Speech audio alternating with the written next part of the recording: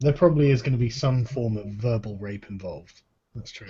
Right. We are live now as well, just so you know. Oh, right. Yeah, hello everyone in the chat. There's going to be some verbal raping going on, but it's okay. It's not real rape. So you know it's not with consent, but there's no crime. So why does this guy hate you and TJ and I guess prominent atheists? What's his problem? Well, you're probably on the list. It's just I'm not big enough on the list. Well, eventually he'll get to you. Mm-hmm. You know, since I'm a Romanian, I never appear on the list. I see YouTubers with less subscribers than me, and they get to appear on hate lists and whatnot. No one gives a shit about me because, like, the last time a progressive came after me, it's like, oh, well, I'm a white person from Romania. You're a white person from the United States. You have more power than me. Yeah, you like to bully me. You play the Romanian card. They probably I think can't. Romanians are white. And I'm not even joking when I say that, because to them, whiteness isn't like skin color; it's a frame of mind. Yeah, but if you think about it, Eastern civilization is when you talk about Eastern Europe, it's quite different from Western Europe. Well, yeah, after being oppressed by brown people for centuries, it's hard to claim that you're the oppressor. It's a completely different culture. It's still a meritocracy to an extent, but it's mixed with a lot of nepotism and bribery and whatnot. Yeah, it's like if you look at Russia as well, you know, it's usually in order to get in power or to be able to have a promotion in your job, you need to have connections, you need to know people. Now, Sargon, in this article, does he come out and call you a racist? You know, I'm not actually sure he does call me a racist. I'm just going to share my screen so everyone can see the article in question. But yeah, I'm not sure he does actually call me a racist. I've only skimmed through it. We'll go through it properly.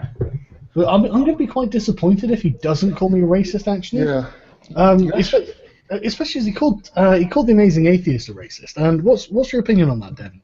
How much of a racist is the Amazing Atheist? Oh my God! On a scale of what? Well, just like is he or isn't he? I guess. Yeah. Under no definition is that man a racist, and it's just, I mean, if anything, he's a racist for the exact opposite reasons of why they're calling him a racist. Like he's giving white people like an unfair shake. So I just. The guy votes for Bernie Sanders, and if I'm not mistaken, he talks a little bit on white privilege. I mean, he doesn't go like full Young Turks on it, but you know, and I might be mistaken with this, but I think I saw a video where he is a bit more of like justifying that being black, you get stopped by the police more and whatnot. Well, do you guys remember when Anita Sarkeesian? I'm hearing a little background noise. You guys getting that echo? Yeah, I've got my headphones in, so I don't know where it's coming from. Maybe it's because of me. Let me turn the sound a bit. Put your bloody headphones on, V. Putting my You remember when Anita said everything is sexist, everything is racist, all that? Yeah. That is the world we're living in. I mean, I was watching a Young Turk video, and he's talking about, I'm not saying all police are racist, or at least not overtly, but they subconsciously they are. They have bias. Oh, so they are all racist then? Yeah, everybody's racist. The Minister of Canada said that racism is not on a one-on-one person anymore. It's institutional, and it's like getting cars. There's a brand new type of racism each year. Right. So it actually doesn't even matter if individual people are racist, because if there's systemic racism, institutional racism, and we live in a white supremacist world, then what does it matter? You know, Joe Blow white guy happens to be an extra special racist. Just we're all racist. But it's nothing cancels out. It's retarded. If the individual isn't racist, then the system can't be racist because the system is made out of individuals. Yeah. I just debunked their theory. But even then, it's just like Devin says. If everyone's a fucking racist, I'm not going to worry about it. You know, I get the feeling you guys are being a little bit too sensitive. But yeah, okay. So I quite like this title. How a lying YouTuber took less than 24 hours to ruin MTV's explanation of Black Lives Matter. Now that to me is quite cool because, I mean, I didn't even realize I could ruin her video. It's completely separate to mine. I can't do anything to it. But the mere existence of my counter-arguments is ruining her video. That's power, man. I like how he doesn't even name you. It's like, so people can't look you up. Well, he does name him later. Okay. Fair enough. I feel like pathos, I like that the root word is pathetic, it feels like to me. I mean, there's just, what is the power of this blog? He has 9 comments on this article. Like, is anybody reading this? Probably not, but I'm happy to give him the time. Ooh, I find it interesting in that first couple paragraphs he talks about the like-dislike ratio. He's very keen on who is popular, and I mean he's very rageful at the fact that you have a lot of likes. Yeah, Which I saw think is that. very What telling. he says here, a 97% like percentage. And that's weird because I wouldn't even think about bringing that up.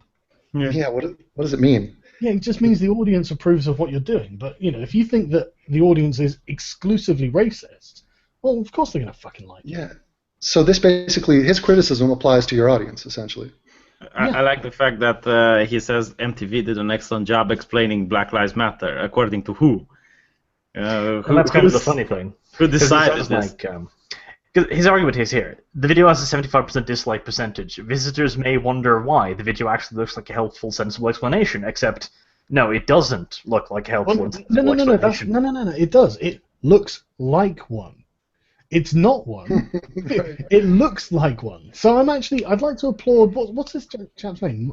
Martin Hughes. I'd like to applaud you on your honesty, Martin, because it does look that way, and it's designed, it's very carefully crafted to look helpful.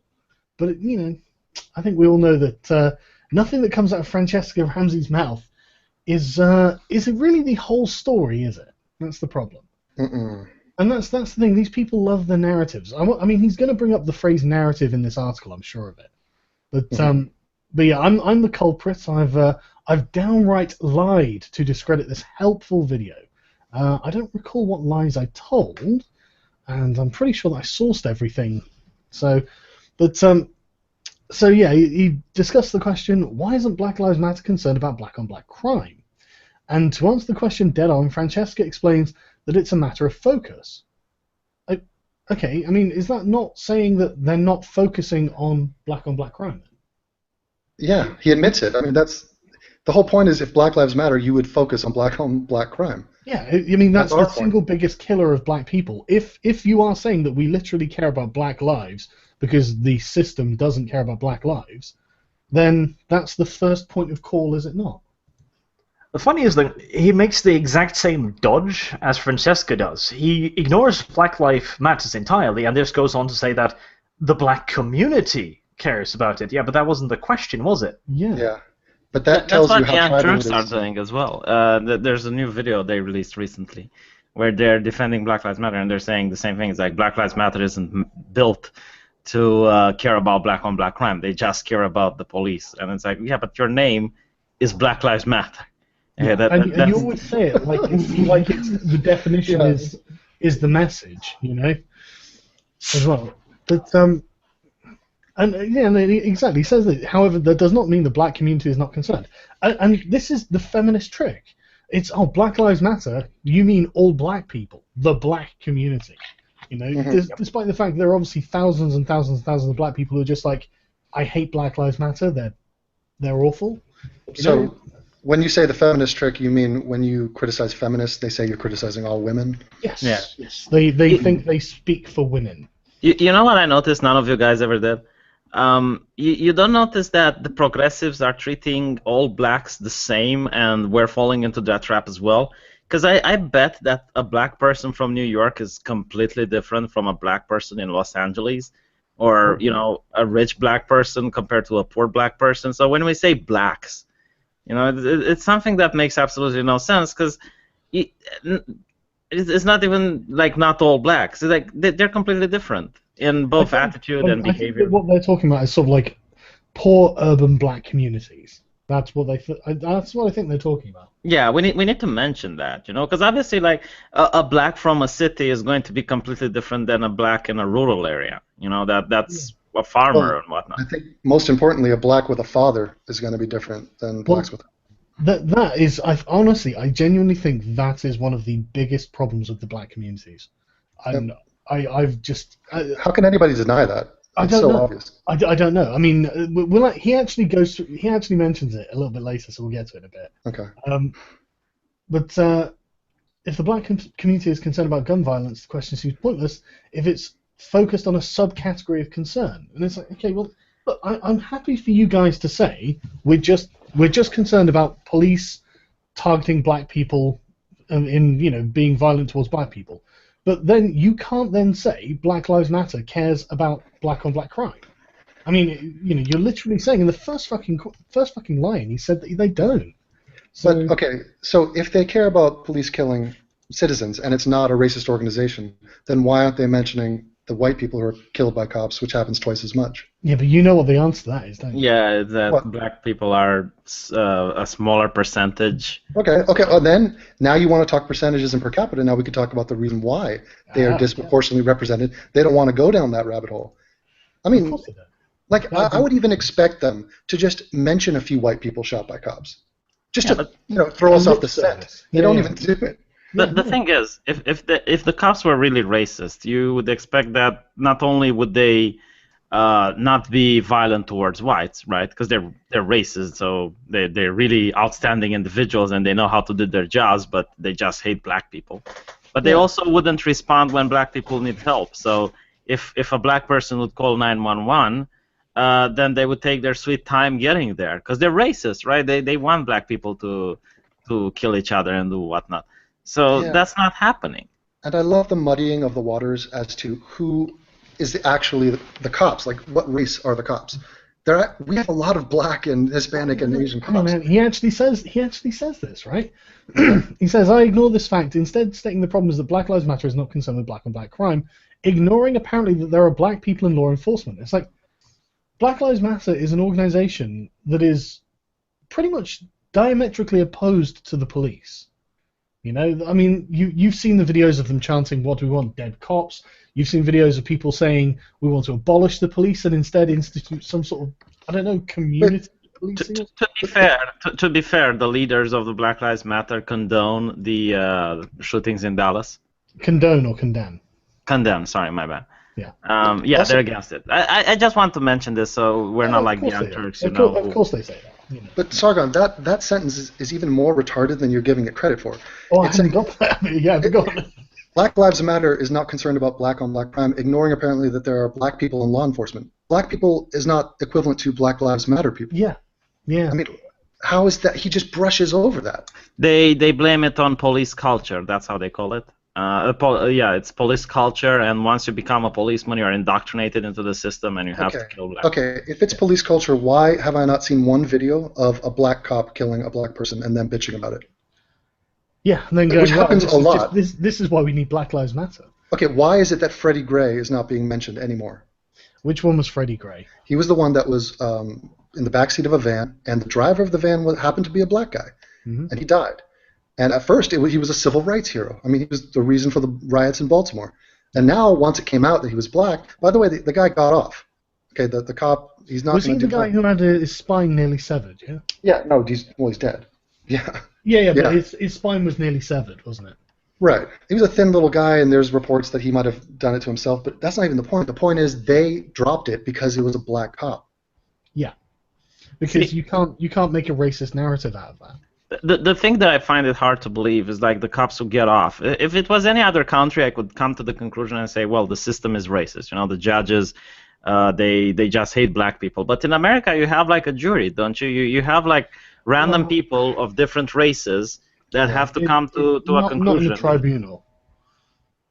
Well, the jury system is deeply flawed too, O.J. Simpson. But the thing is, there is definitely the argument to be made that American police have a kind of mentality that you protect your own, and that includes covering up when they've made mistakes. Yeah, that's everywhere in the world, and it's not only policemen, like taxi drivers and But I do think it is quite pronounced in many American police departments, but I don't think it's as bad as they're saying, and it's a different issue, I think, than the one they're trying to bring up. But yeah, okay, so.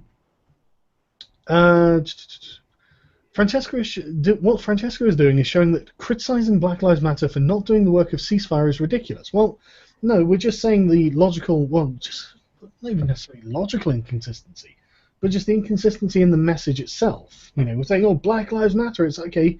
What about these lives? No, not those Black lives that matter. We're talking about other Black lives that we care about. Ceasefire is not mainstream. They're not in the news and not being interviewed. That was the first time I've ever heard of that. Same here. I bet they had to spend ages finding them. Like, Jesus, Yeah, is anyone doing anything about this? Right, he just Googled it to find ceasefire. He doesn't know about ceasefire. Yeah, exactly. But well, okay. So Francesca then stated that black on black crime isn't a thing. That was that. I think that was probably my. If I ever do another compilation of like SJW say the craziest things, that's going to be in there. That's, Yeah, it isn't. No, but she is right. It isn't a thing. It is the thing. It's the only thing that we should be discussing because it's, the scale of the problem is immense. Yeah, it's actually crazy. I mean, one thing that really bothers me when people, people assume that because I'm not like a racist, then I must be in the business of denying the facts. And I've had this from like plenty of alt-right guys. Oh, you probably don't even think like black people commit the most crimes. Well, I can look at the numbers, and the numbers say they do, and they say they commit them in wildly disproportionate amounts. So that, I mean, what? I'm not going to say that doesn't happen, for Christ's sake. I have a video to strengthen your argument. It's like 20 seconds, so if you could allow me to play it. Yeah, sure. Is that the a sound cartoon? gonna- No. It's a black woman talking about black on black crime in her neighborhood, and it has like 20,000 views, but it's not something that they really like, and it's just make sure the volume can come through. Yeah, Just sure. happen. Yeah, just give me a second to Okay. share my screens and whatnot.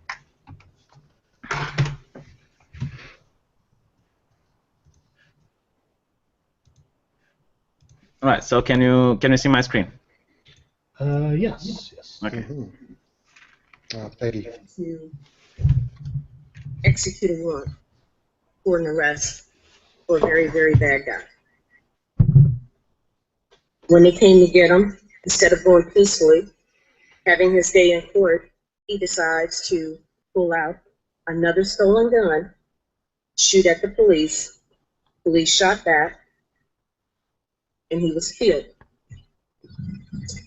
Within the same time frame, news broke out about a 9-year-old girl in Ferguson died in a drive-by shooting in her room doing her homework. She dies by a stray bullet to the chest. Last night, who do you think they protested for? The thug, the criminal, because they're hollering police brutality. Are you fucking kidding me? Police brutality? How about black brutality? Yeah. You black people, my black people, you are the fucking most violent motherfuckers I have ever seen in my life. A little girl is dead. You say Black Lives Matter? Her life mattered. Her dreams mattered. Her future mattered. Her promises mattered. It mattered. Right. That's. I do find that interesting in the two recent shootings, Alton Sterling and the other dude. One was a Blood, the other had ties to the Crips. And then in the aftermath of that, the Bloods and the Crips got together to say fuck the cops and fuck white people. I mean, it's such a bizarre world we're living in. Like, who are the good guys, who are the bad guys? That really is the saddest thing I've ever heard, though. Like just some kid in her bedroom just doing her homework, doing nothing, and then just a stray bullet comes through the thing and kills her. I mean, well, that woman is, I think her father was a cop, or she has some affiliation with a cop, so she's on their side, or she sees things from that perspective. Most people are probably blind. some Uncle Tom or something. Basically. Yeah. There's another horrible story that the media made it worse. The riots in Baltimore, and there was this kid who wanted to go out and loot. So his mom catches him in front of the cameras, and she beats him silly and drags him back home. And then the media goes on and blames the mother, saying that she is enforcing white culture and doesn't allow her son to protest and whatnot.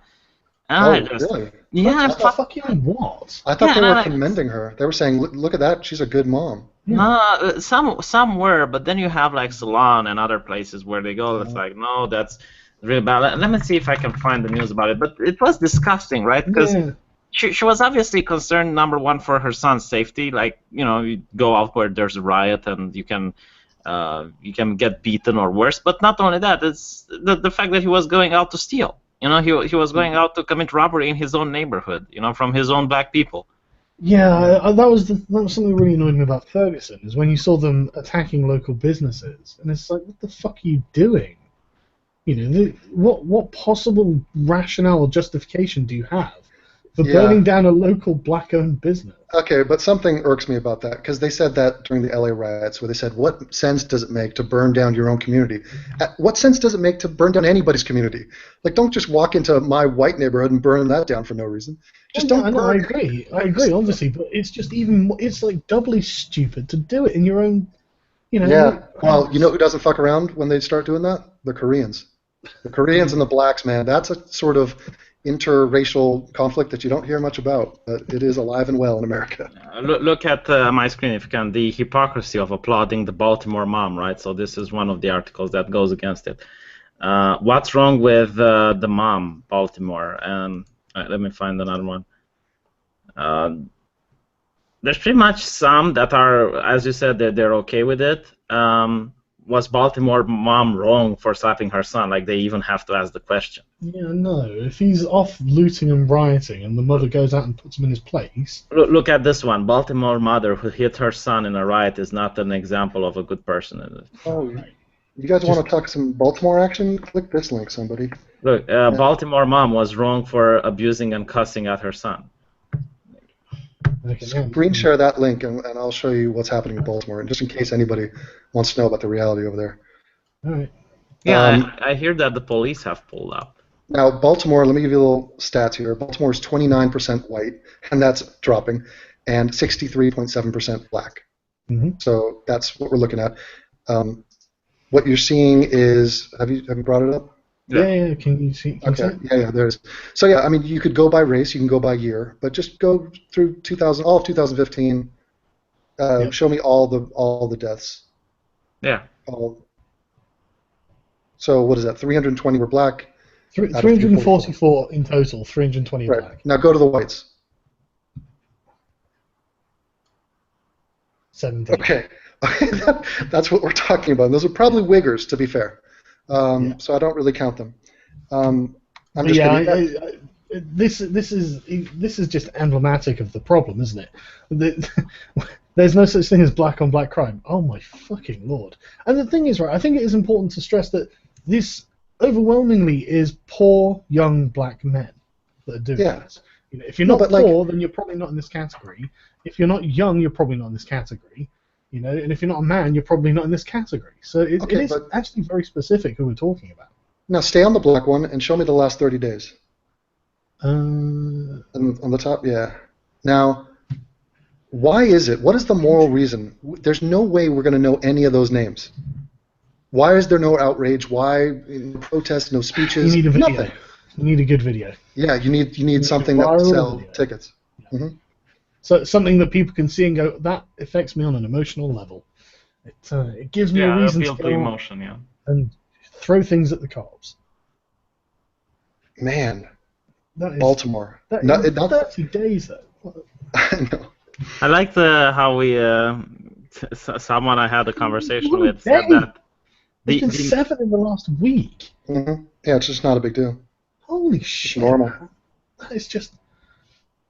Can you even imagine? Just every fucking day in your city, someone gets shot. Right. Are there people still left? They must be fucking like rabbits in order to repopulate the city. Well, yeah, there are probably like 1 million people there or something, aren't there? So. But still.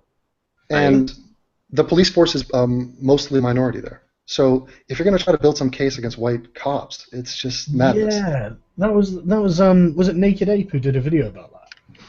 So he was pointing at, because when the Baltimore riots were happening, he did a video, and he was just like, what was it, the chief police, the chief justice or something, and just basically all of these black people in the hierarchy. And he's like, what the hell is the racism here?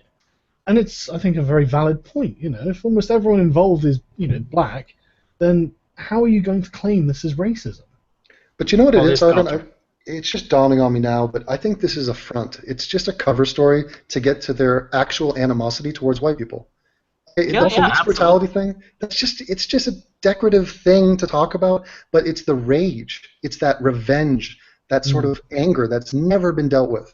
Man, I spoke with racists, and even they're not like, how should I say, they don't actually hate with a passion when it comes to black people. But from what I look at the progressives, you can actually find black people who literally hate whites. I mean, you can go to God Ghazi, or what's his name, his channel, right? Oh, Ghazi Koza, yeah. Ghazi Black Kodo. Hitler. He literally despises white people. Like, he hates them with a passion. It's very hard to find anyone that's in the public eye and he's a white person and he hates black people like he does. I mean, the hashtag kill all whites was out there for a while, and I was like, wow. I mean, really? Has it come to that? What do we want? Dead cops, you know? Yeah, exactly. And not just that, just like people, and these are people on Twitter you see that casually just like, you know, I'm glad white people have been shot or something like that. And it's just like, holy shit, man. I mean, what kind of moral degenerate do you have to be to even think about voicing an opinion like that in public? You know, I mean, kill all white babies. That's a new thing. Kill white babies. Kill them all. But right, okay, so black on black crime isn't a thing, meaning that the primary problem is not the skin tone of the people who are killing each other. Oh, okay. Yeah. Fuck me, this has actually just really pissed me off. I know. You explained this, by the way. I've explained this too. Your movement is called Black Lives Matter, you fuck. You know, you talk about nothing but skin tone, and then suddenly skin tone's not the issue. Yeah. All lives matter is racist. Exactly. Don't talk about color of skin. Let me tell you the origin of how this has happened. So they kept hearing black on black, black on black. So somebody got the bright idea, let me type in white on white. And let me try to find some numbers. Maybe we could throw it back in their face and say, hey, 2 wrongs make a who cares. So they figured out that white on white was at like 85% or something. You know, and black on black is 93. So, hey, that's kind of close. Now, that's not what anybody's talking about, is the percentage of black people that kill other black people. It's the amount, the overall amount. And by the way, the reason that white on white crime is not 93%, anyone care to venture a guess? It's because black people are killing white people way more than in reverse, like 10 times I think more. that when white people deal drugs, they do it and they realize that killing people is bad for business. So but the problem is you get a lot less white people in gangs. I looked at the gang stats, man. 35% are black people, like 10% are white people. So you just have a lot fewer white people in these gangs with an interest in killing other gang members. And if they're going to kill someone else, then that other gang member probably isn't a white guy. So. Yeah, it's just, but they don't know this point. And Jenk says the same thing. He says black on black is not that big of a deal because white on white is at a percentage that is similar, but they're not looking at the right number. Exactly. I mean, if it was like, 5 out of 5, then it would be 100%, wouldn't it, Jenk? But it would only be 5. Right. That is the gay Asian versus gay Asian crime rate. It's 100%. 100% of the time, it's a gay Asian killing another gay Asian. But it happened 5 times in the history of the planet. Exactly. It's such a rare occurrence. But I mean, that genuine is the thing. I mean, like, white people are, what, 4 times more numerous than black people? And over 5. It's 5 times it. And the numbers were 10 per million for whites and 52 per million for blacks. And it's just like, man, these are just ridiculous numbers.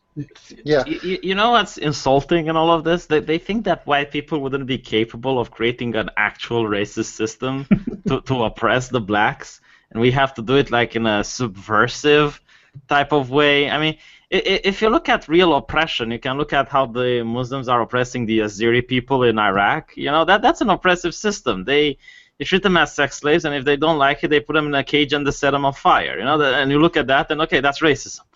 But the thing that I see in America, that's some of the light-hearted racism that exists, if you can even call it that. You know, like they profile blacks more. Okay, well, if they didn't do any crime, they're not going to be arrested. Like, yeah, and I hate to say it, but I mean, I understand racial profiling being a bad thing, but if you do have a community that is committing such a disproportionate amount of crime, you can't expect police to not be in that area more often. But see, first of all, racial profiling is perfectly fine and understandable across the board. But ask the cops. I mean, if you're actually on the street dealing with this shit, all this pretty talk and virtue signaling, it doesn't matter. That's out the window. No. Bodies are dropping. and you got to prevent this. You got to go into action, prevent this. More importantly, so to pretend like we don't know where the crime is coming from is madness. No, I agree. Do you know? Hold Yeah, on. sorry. No. Well, I was going to say how you can piss off Black Lives Matter people. You can say that instead of all lives matter, you can say blue lives matter. And they do. They and can't actually, call you a racist. well, wait till the black cops do it. I have pictures of the Atlanta Police Department with Blue Lives Matter stuff, and that's really a toxic sort of kryptonite situation for them. They don't want that. Fair. You know, the problem is that I'm not in America, right? But I look at some YouTube videos, and I understand that the police have problems. They're not perfect. They're quite violent sometimes, and they're overreacting. And you know, some of that might be because in America people can have guns, so the policeman doesn't know if the one he's arresting is armed or not. But I also understand that they get very little training. It's like 6 months. Okay, so there can be a discussion there. There can be a discussion to increase the training of policemen. You know. Yeah. What did it say now?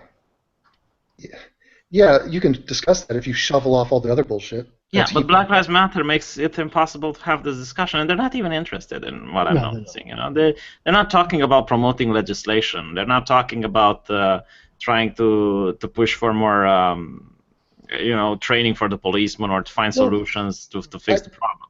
Look, I think the body cameras are going to help. Did you guys see that case of that 19-year-old in the truck who the cop shot and killed? Yeah, white guy. Yeah. And they released the body camera thing, and the guy's reaching behind his back. He's consistently reaching, saying, "I hate my life. This was a suicide by cop." And the body camera shows it. Yeah, it's hard to give any other explanation other than the guy wanted to, make the cop afraid, make him think that he's going to do something. Yeah, of course. What are you doing? I can't understand all. And this is something that go on all the time. That 40% of unarmed shootings are of black people, and it's like, yeah, but if you look at the fucking Washington Post data, how many of them reached for a gun, or tried to grab the cop's gun, wrestled with the cops, and it's like, what the fuck are you doing? Wait, Sargon, tell me that 40% stat again. 40% of unarmed people who are shot by cops who are unarmed are black people. Now guess the percentage of people that kill cops. What percentage of black people kill cops? I don't know. 41%. Jesus Christ. Is that 41% of police who are killed by black people? Are killed by black people, correct. So can you imagine the horror stories that go on in the police department? Yeah. Yeah, but that is not saying. It just shows you that the more encounters you have, the more crime you commit, the more adversarial situations that occur. Of course, those numbers are going to reflect that. Why would you think they wouldn't? So, madness. The thing that actually bugs me about this whole anti-cop narrative is it's so easy. I mean, it's the cops. This is like us doing videos of saying we hate the meter maid. It's like we understand. They're the guys that tell you can't do what you want to do, and they maintain order. And yeah, they're hard asses because they risk their lives every day and they deal with the scum of the earth. But it's they're necessary. The thing that also annoys me about it is that there does need to be an honest conversation about the way the police handle things in America. Because I consistently see videos of the police handling almost every situation just totally wrong. Yeah, but the police in Europe don't do that, and you don't get the sort of... Yeah, but we don't have guns in Europe. So we don't have guns. We do have guns in Europe. That's ridiculous. There's a gun shop near where I live. I could go and get a gun if I wanted. No, but if the police stop someone in Britain, they won't assume that the guy is armed. Yeah, I know, but that's... Yeah. In Germany last year, 2 people were shot by cops. Yeah, I know, and that same in Britain. There have been Black Lives Matter protests in Britain, and I'm just like, go on, what are you protesting? The last two, there was a truck driver shot in Nice. In 2016, there have been, I think it was 2 people shot by police, both white. So go on, tell me how Black Lives Matter. Go on. But the thing is, now we're starting to get into the gun debate, which obviously let's not. They shot a truck driver in Nice, and he had children and he had a family. Mm-hmm. Yeah. That's about. No, I got it. Don't worry. But talking about the camera, I noticed a lot of the police were against it, and I don't understand why. I mean, the policeman should understand that the camera is there to also defend him. There was a study. I can't remember where it was, but basically, complaints against the police dropped by 88% when they introduced cameras. So this is what I was trying to say. Look, the last thing I want to do is make excuses for the police, because I'm very much in the belief that if someone has power given to them and they're invested with authority, then they have to be monitored very closely. Who watches the watches? Well, we have to. Mm-hmm. And so I think that power has to be handled very responsibly. But that idea and the fact that I really do think the police's training is responsible for the way they handle these situations. Mm-hmm. But this whole conversation, you can't have it while these people are saying all police are evil, the police are racist, because this is just it's obviously not true. Yeah, I mean, look at Ferguson and the way they handled it. I didn't do the police academy, but I did study law, and we were told on a faculty course how to handle situations like riots and whatnot. And the way to handle them is not to show extensive power, because then you escalate the situation. Yeah. So what you want to do is to have a police cordon, right, in order for the safety of the protesters. And you can have your tanks and you can have your sniper rifles at the ready in the police station in case there is something to mobilize them. And what instead they did in Ferguson, they brought up the tanks on the scene. They had a policeman aiming his gun at the crowd. Yeah, you see the pictures of them literally pointing the guns at the crowd. Yeah, they're the also officer, getting rocks fuck you. thrown at their heads. And wait a minute, you're now critiquing the riot control? No. Riot should not have started. It's not that they did something wrong. It's that they're The approaching display it of in the force. wrong way. Yeah. I just have never heard of Monday morning quarterbacking the way somebody handled a riot. It's just unbelievable. The riot shouldn't have started. Michael Brown was a criminal. No. The riot Listen. is starting. Yeah, but the riot is starting. I Yeah, agree the with you riot that is Michael starting. Brown was a criminal, What and I'm that telling these people are rioting for no good reason. But that doesn't mean that the cops don't then have a duty to handle it in the best way possible. And the thing is, they're acting like an occupying army. Yeah, listen, I'm trying to tell you how they taught us at law school that you need to handle a riot. So first of all, you need to allow the riot to happen, because not the riot, the protest. Because if you don't allow the protest to happen, it will turn into a riot. You have someone going there and screaming out of their lungs, and they think they did something, and then they go home, and that's it. But if you oppress them and you don't let them to go out, they will start to riot. But what I'm trying to say is you shouldn't show display of force, because you escalate things. Okay, Right, so when you go there dressed like soldiers with tanks, with sniper rifles and whatnot, you are going to get people throwing rocks at you. Well, shit's going down. Firemen are being shot in the neck. I mean, it's out of control. But the idea that we're now criticizing the way riots are handled, that is so far down the totem pole of what is important, when we have not exhausted the topic, which is there should not have been a riot. Well, look, I agree with you that there shouldn't have been a riot. Okay, I agree with you that Michael Brown completely escalated the situation with what was the cop's name?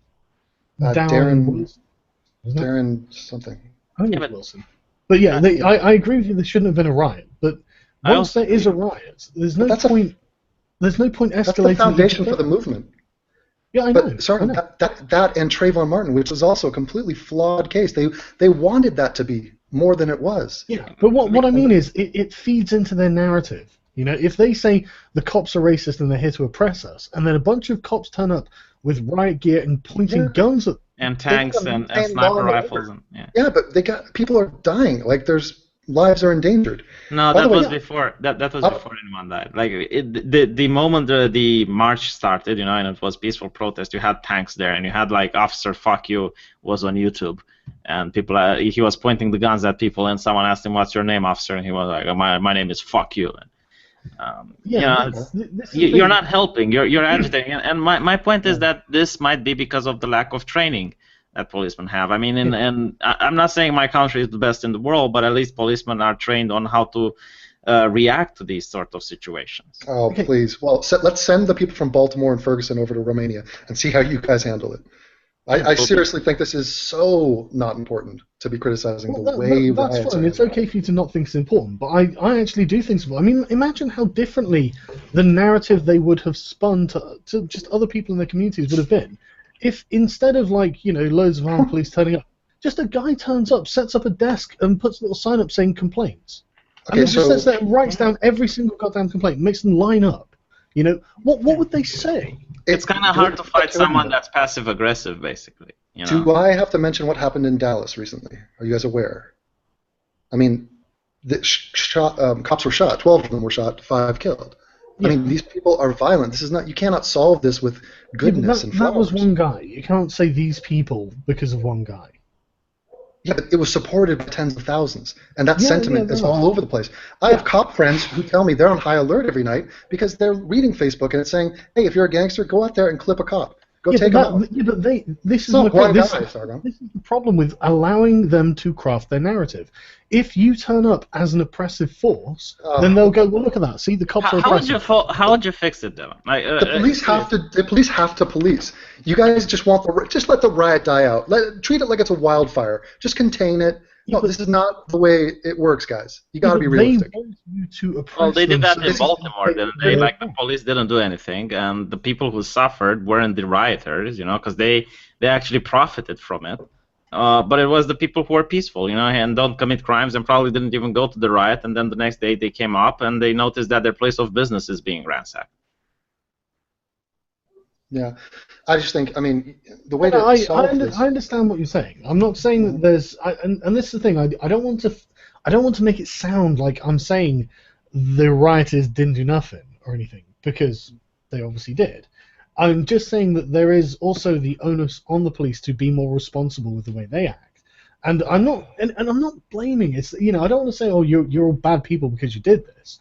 But I think there is definitely a better way to handle it. But yeah, but okay, the police have a job, but I mean, they're trying to do the best they can, but they're being antagonized and forced into situations by bad people on the other side of the spectrum. Okay, my question is, were there need for tanks in Ferguson and sniper rifles? I don't know. Did they call in the National Guard for that one? I didn't keep track. No, they're not actually tanks. They're APCs that have been given to them by the government. Yeah, okay. Were there need for APCs and sniper rifles and, you know, all the equipment and the hard gear they came up with that? Sure, why not? I mean, yeah. Well, there's a reason why not, because it's an excessive display of force. Oh, come on. I mean, if you would go out and protest, you know, you'd go out and protest, I don't know, let's say Don't make the black Hillary kids angry. No, listen, let's say Hillary Clinton manages to steal the elections and, you know, you go out and protest. Would you like the police to aim a sniper rifle at you while you're there? At my forehead or on the top of a building? If there was a credible threat, yes. I mean, we're not dealing in la-la land here. There are people out there who are violent, who want to, you know, take these protests and turn them into something more. It's not like the first time this ever happened.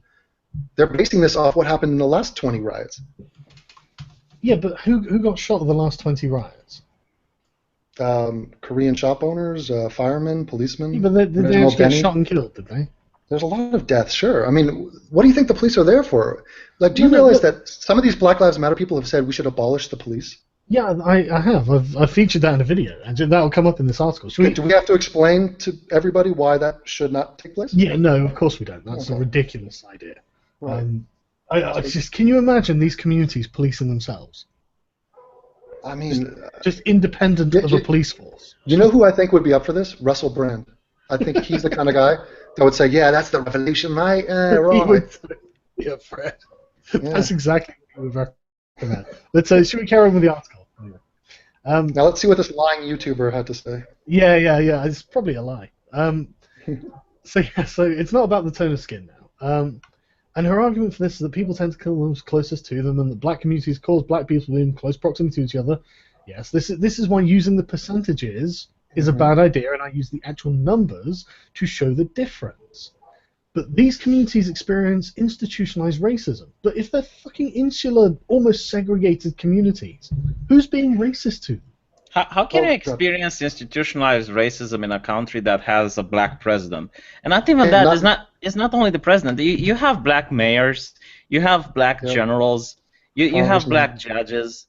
Yeah. Millionaires, billionaires, or maybe not millionaires. We even know that the black president's going to use his power to benefit the black community, because when I was doing the video about why do black people commit more crimes, I had no success finding any statistics about the National Crime Victimization Survey beyond 2008, when Obama took office. That's when they stopped giving the information about the perpetrators of crimes. And it's like, what?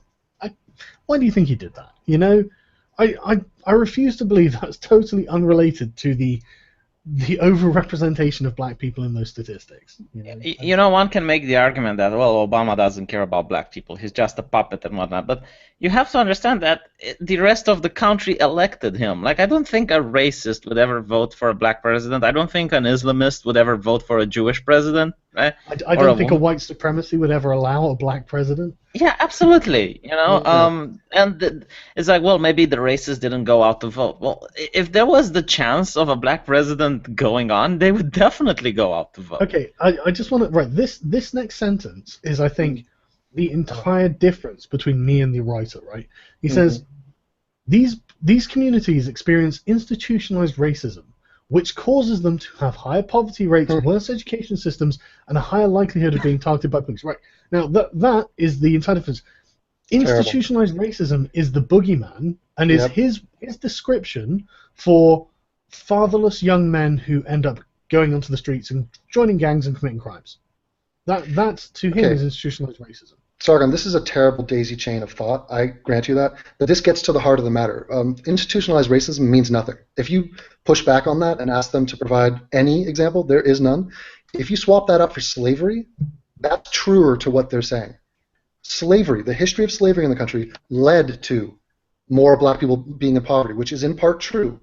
So the fact they're in poverty, right, it was. But the fact that they maintain their poverty is still white people's fault. No, why did the Asians manage to get out of their poverty? Why did the Jews manage to? It's got even worse. I mean, we go through these statistics a bit later in the article, but I put them in the video the other day because if you look at like married black couples in poverty, it's 10% of them. But if you look at single parent families, it's between 30 and 46%, depending on their man or a woman. The poverty is caused by the breakdown of the family. The married ones are usually 90% of them are not in poverty, you know. But they're the minority, so they obviously the single ones end up being disproportionately represented, and it's just like you can't blame racism for that. You know, it wasn't the white man who stopped a black couple from getting married, or caused a black woman to have 5 kids by 4 different guys. You know. That's not the white man. You can't blame. How can you say that's anything other than their choice? You know, the thing that scares me the most is that when I watch progressive talk, they usually say that meritocracy is a white supremacy system.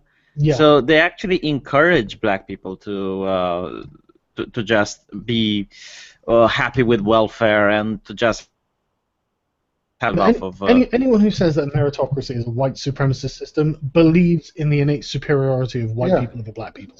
It's not even shrouded racism. It's just overt. You could not be any more blatant.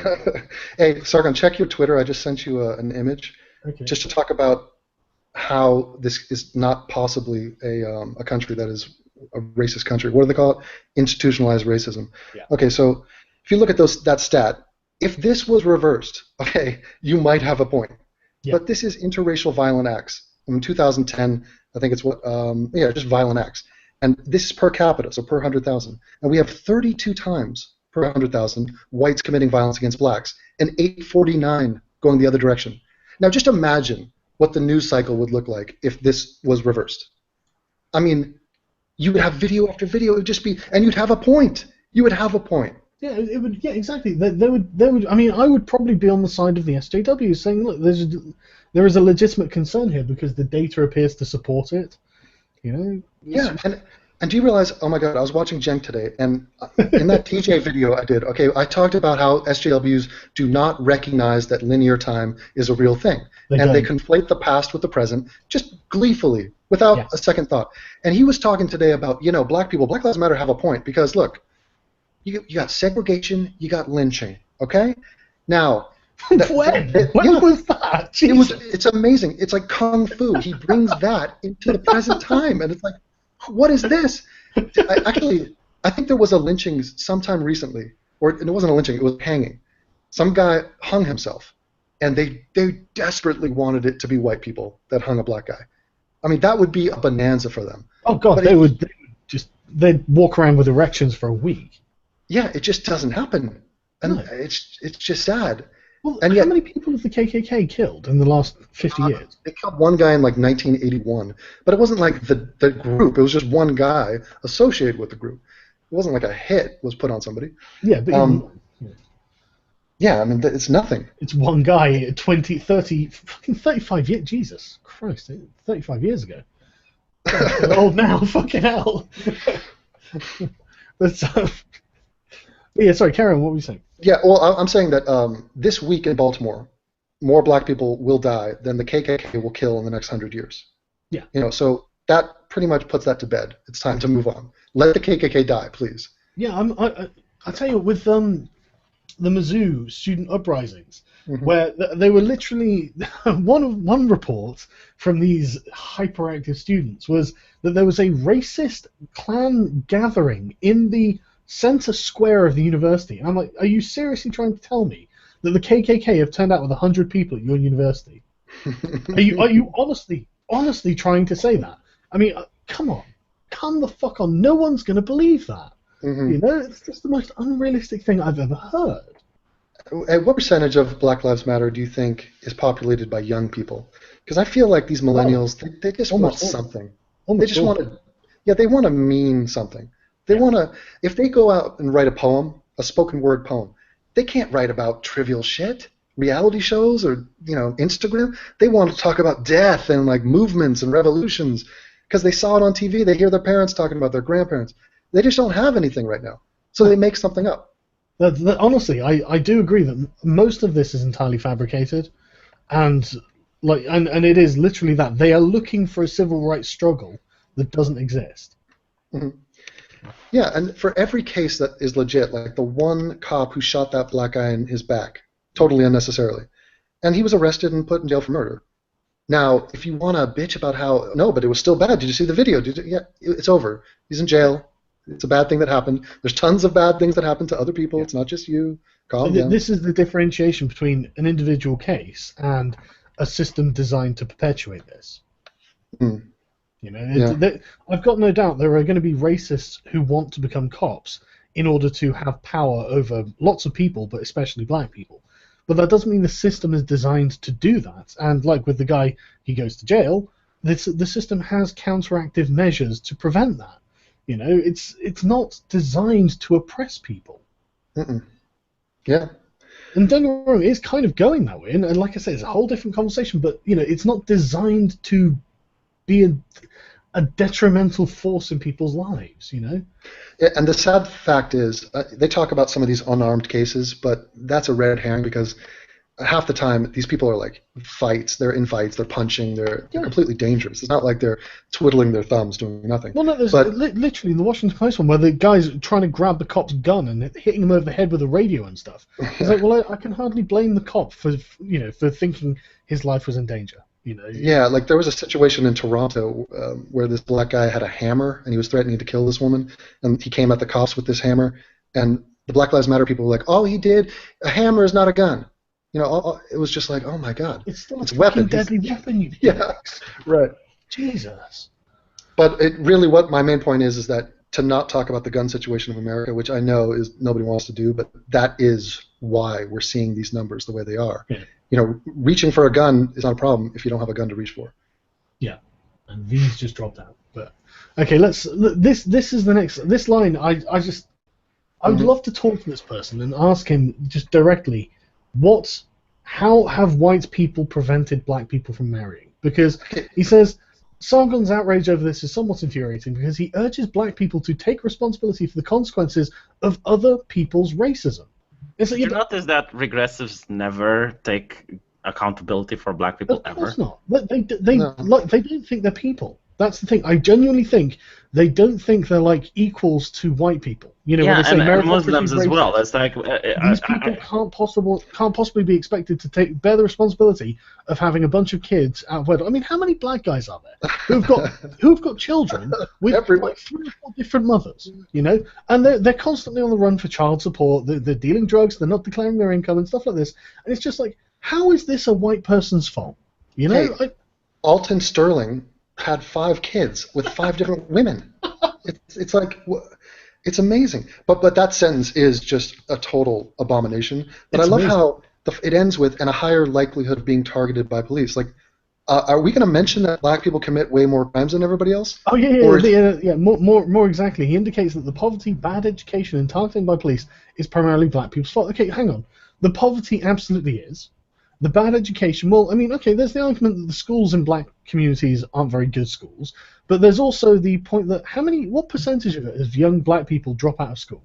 But I got news for you. It's not the teachers in those schools. I mean, sure, every school could be improved, but the teachers work hard and they care about the communities. So to dogpile on the teachers and say, yeah, fuck the schools. I don't know. I'd have to see, data on whether the schools are any good or not. But let's just assume the schools are, fairly average. What's preventing the kids from fucking staying in school? That's the thing. There is a high rate of black kids dropping out of schools, and it's like no one can force you to stay in school.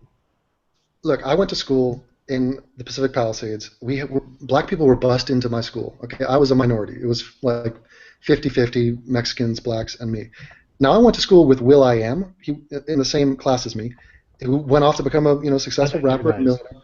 Okay, but I also went to school with Crips and gangsters and people who had terrible parenting situations, were involved in drugs and crime, and they obviously went on a different path.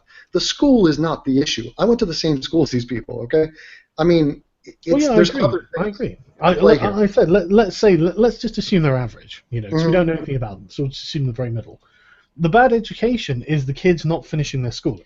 Right, and yeah, did you notice that their performance in the school? It's the school's fault. So if they drop out, they don't show up, they're not studying, they're not doing homework, they're not applying themselves By the way, about schools, because I'm curious how schools are in America, because in Romania, for instance, they have video cameras now, they have security guards, they have fences, some schools even have barbed wires. I mean, the students are put into some conditions that no adult would consent to work under. To have like video cameras supervising you all the time. And I'm curious if that's still the way it's in America, because I can understand why someone would want to skip school and not wanting to go there if that's the case. Well, there are certain realities and security threats, but it depends on the community and the city, obviously. But I think the schools are doing the best they can. I just don't think it's their responsibility to churn out these amazing humans when they're getting shit coming in. I mean, these people don't want to be there. They're not playing their part. They're not doing their bit. I'm not saying like the security guard, that's supposed to keep people out, but the one that are asking students, it's like, where are you going? What are you doing? You're not allowed to do this. You're not allowed to do that. When at least that was in my school, and it was creating this hostile environment that really made me not want to go there. Look at this. Unbelievable, that next sentence. However, if you look at the chicken and the egg of this whole thing, racism undoubtedly came first. Yeah, but remember, when he says racism, he's talking about the degeneration of the black family. That's what he's talking about. How is that white people's fault? How is it a racist chicken? It's not. He is right to say that the cause, which in my opinion is fatherlessness in black communities, came first before any of the other things. I think it's the cause. And he's right, but he thinks that's racism. And that's the crux of this whole issue. Let me sum it up for you, historically speaking here, okay? We did a bad. We brought people from Africa to America. Okay, sorry guys, sorry. Slavery, we're gonna eat that one, okay? Moral, evil, terrible. At what point into the future is your success or failure gonna be on you and not on that thing that happened hundreds of years ago? Yeah, that is the issue. That is the issue. That's what we're talking about. That's so stupid, considering the fact that there are other black people who are successful. Yeah. Yeah. And not only that, it's the idea that, oh my God, slavery, we're awful and blah blah. Everyone was doing it. Everyone, all the countries in the world, every single country was doing slavery. Yeah, we won't get into the point that it was white people, specifically white English-speaking people, who went out of their way to end slavery and made it a century-long mission over a globe-spanning empire. We won't talk about that because that was kind of narrative-destroying, if you're going to call them all racist. Yeah, so, I just love that the failure of the black community to this very day is the responsibility. It's the fault of white people. Can I ask a question? The fact that Asians and Jews do so well in America, is that our responsibility too? Do we get credit for that? Or is that them? We should. No, that's a good point. I'm going to take it. I take credit for every Jewish success in my country. Yeah, no, that's a good point, because if we get seriously, that is actually, if we are saying that the results of the numbers must be the results of white people being racist, then surely this is white people, giving tremendous opportunities to these other minorities. And let me add to that. It's not like we have a non-racist history when it comes to Asian people. We've killed them, we were at war with them, and Jews have a long-standing history of Anti-Semitism is rampant all around the world. So it's not that. Okay. Anti-Semitism has been rampant all across Europe for about 1,000 years. Right. So what is their success due to, and why can't the blacks achieve that? I'm rooting for them. Please, blacks, do it. I want you to do that. I think a lot of it is. I really do think it's the fact that they can blame it on the white man.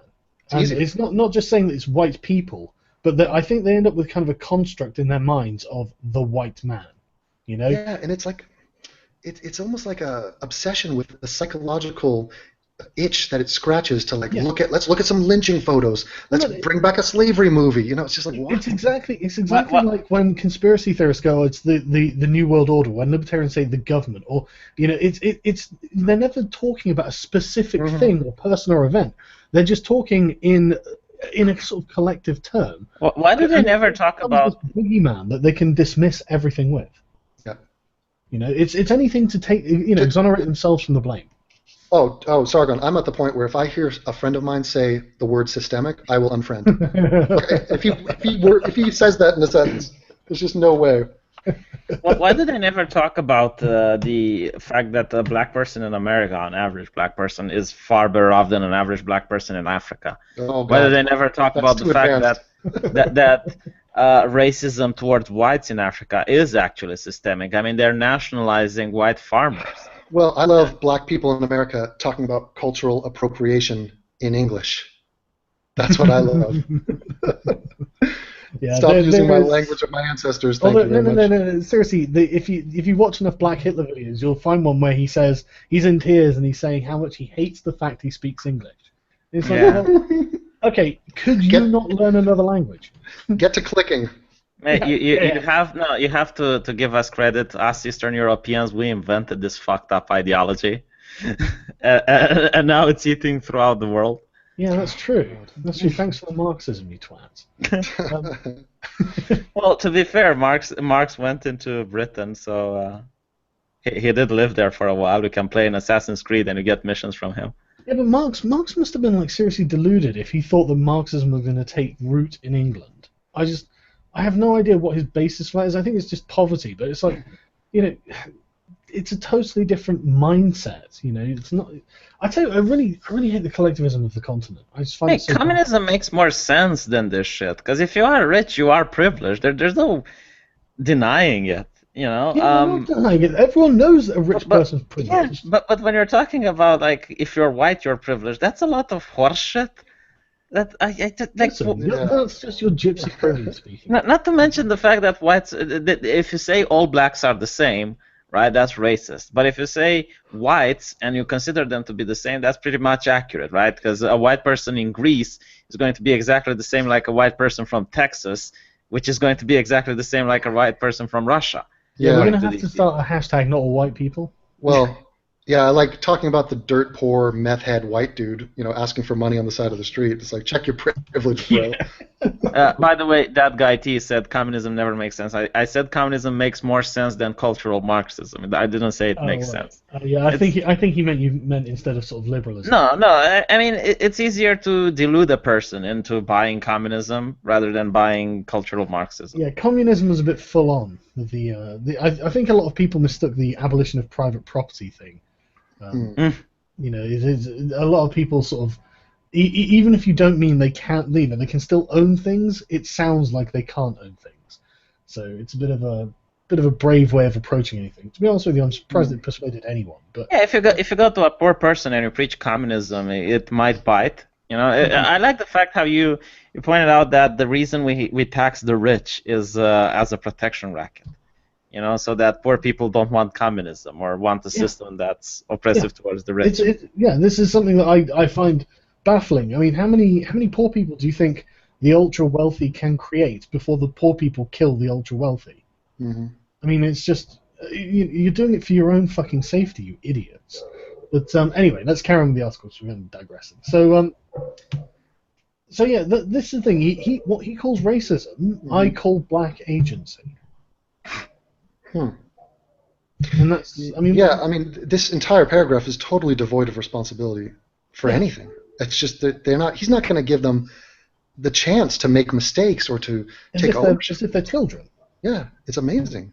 You know, yeah, exactly. I mean, literally, everything in it is just like, well, fucking, this is everyone else's fault, but ours. It's like, okay, but who's actually stopping you from being a success? Hey, would you debate this guy? I'm sure he's looking for some Oh, I'd fame. love to. I would love to. I couldn't find his Twitter. I don't know how to contact him. No, that's not his real name. He's got another name. Talk to TJ. He'll let you know his real Oh, name. right, okay. Because I was saying to V, I couldn't even find a contact on Patreon for it. Mhm. So, Yeah. The problem with these people is that they don't want to debate because it's not really their own ideas. You know, when you deal with anti-SJWs like us, you know, individualists or humanists or however you want to call us, the ideas in our head are the ones that we make. It's not something that we copy from somewhere else. Well, the SJWs, they just copy down whatever cultural Marxist is in fashion in the university, and they just copy paste that. They don't necessarily come up with their own things. Yeah, hey, Sargon, you know that anti-SJW vid we did? Some people have responded to it. Did you catch the one response? I think it was to one of your things where you talked about if they wanted to live in adolescence forever. And this woman was like critical of that statement. And then in her bio, it says, I want to be a kid forever. Like, it was unbelievable. Like, I got to send it to you. Yeah. They're encouraged to. Mate, I know these people inside out by now. I've been doing this.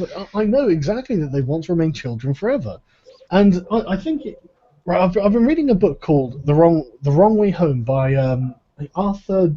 I can't remember his surname off the top of my head. I haven't got the book hand. But he's talking about cults, and one thing that he points out is that there are basically like 4 cult behaviors, but it all seems to stem from the idea of wanting to be a perpetual child and wanting to have like a perfect parent figure over you to protect you. And he likens it to, remember when you were a kid and you were going on a long journey, you'd be in the backseat of the car, you just relax and go to sleep. Yep. You know, it was potentially a mortally dangerous situation, but you knew your parents were in charge and in control, and that's what he likens it to, and he calls it cult thinking. That it's not actually necessarily a cult, but this is a way of thinking that is a part of a cult. You know, it's not. So, and I do genuinely think a lot of it is, and for the regressives, very much that. You know, the Peter Pan complex. Basically, and Computing Forever. The guy did a video the other day talking about how this might be something to do with kids being put into nurseries. There was a study done or something. I'm going to have to read it myself and go through it because I just watched the video, so I don't know, how correct it was.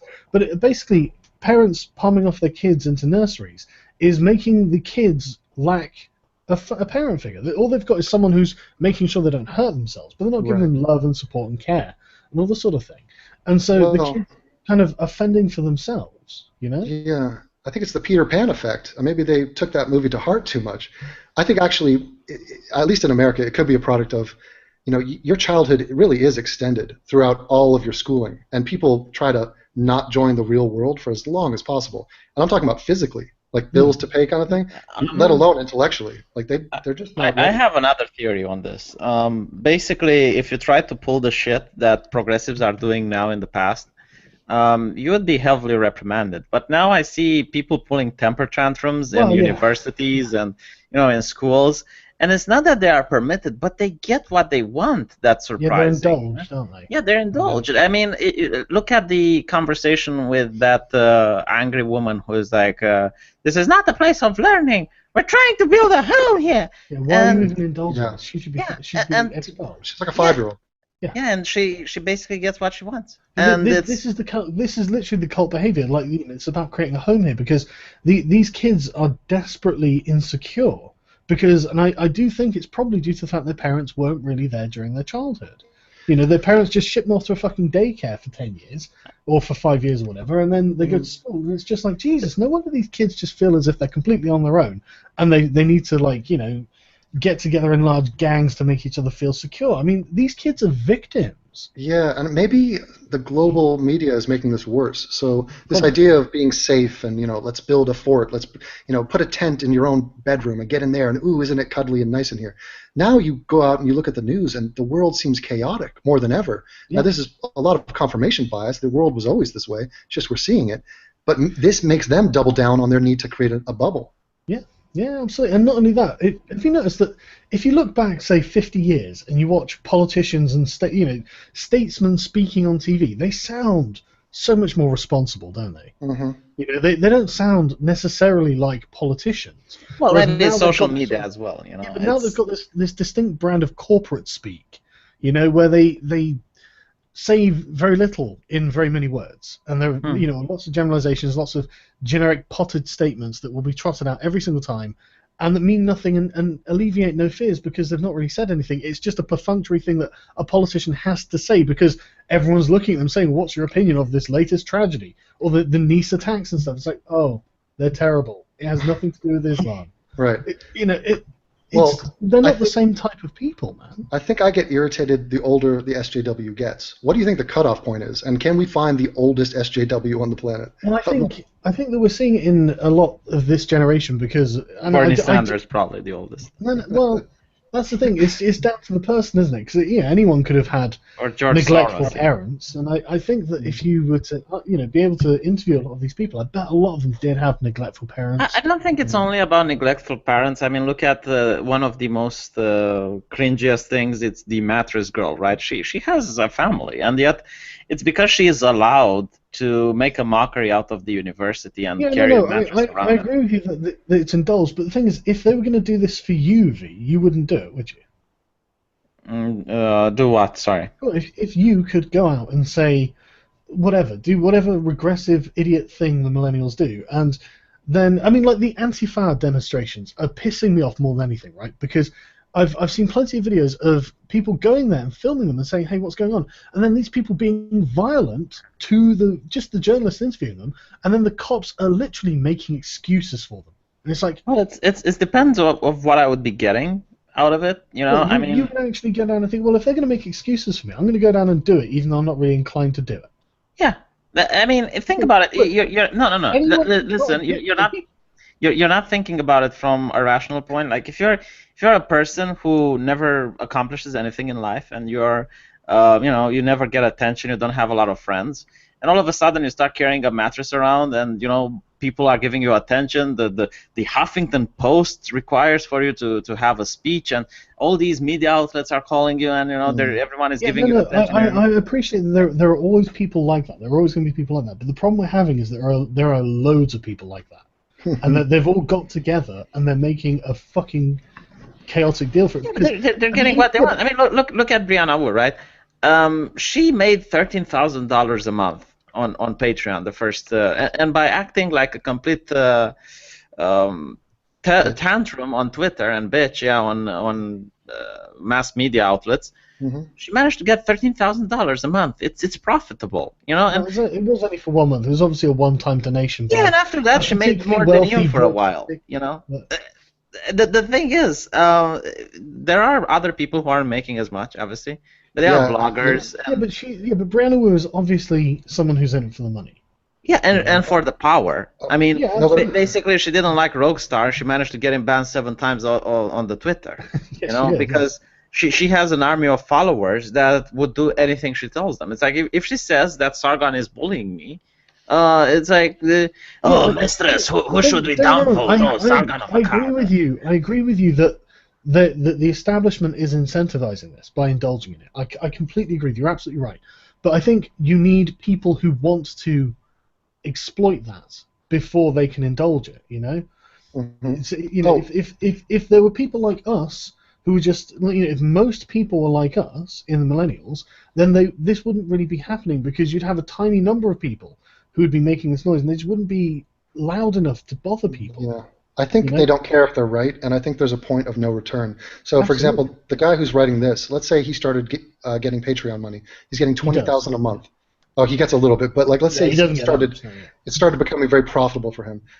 He would never stop, even if facts and arguments were presented to him, and it was clear that he was wrong. He has way more incentive to keep going on this. Ride that horse off into the sunset. Now, if I said to him, "Hey, Leicester City is a better squad than Man U," he's like, "Are they really? Let me hear your argument. Tell me. I'm not invested in this." this doesn't affect my bottom line, so Yeah. I'll listen to reason on that. But not only Think that, I about think it they're from- emotionally invested as well. Yes, that's worse even. Yeah, that's Think worse. about it from another perspective, right? Let's say you just finished high school, you don't really like to study, but you're not also a dropout, and you want to do an easy university so that you're going to get a job, and well, you have the opportunity to do gender studies, right? It's easy, and maybe your parents don't tell you that, well, if you do this, you're not going to be able to get a job, so they start doing their gender studies, right? And they realize that it's horseshit and that it's complete waste of time, but now they have a student loan that they need to pay, and they're maybe 3 years in and they're going to graduate. So now what are they going to do? They can just start a new university and realize that they wasted 3 or 4 years of their life. How much is gender studies? I don't know. Or they can just start, go along with it and start writing a blog, start going into journalism or whatnot, and make a profit because they have to pay the student loan. Mm-hmm. So. Yeah.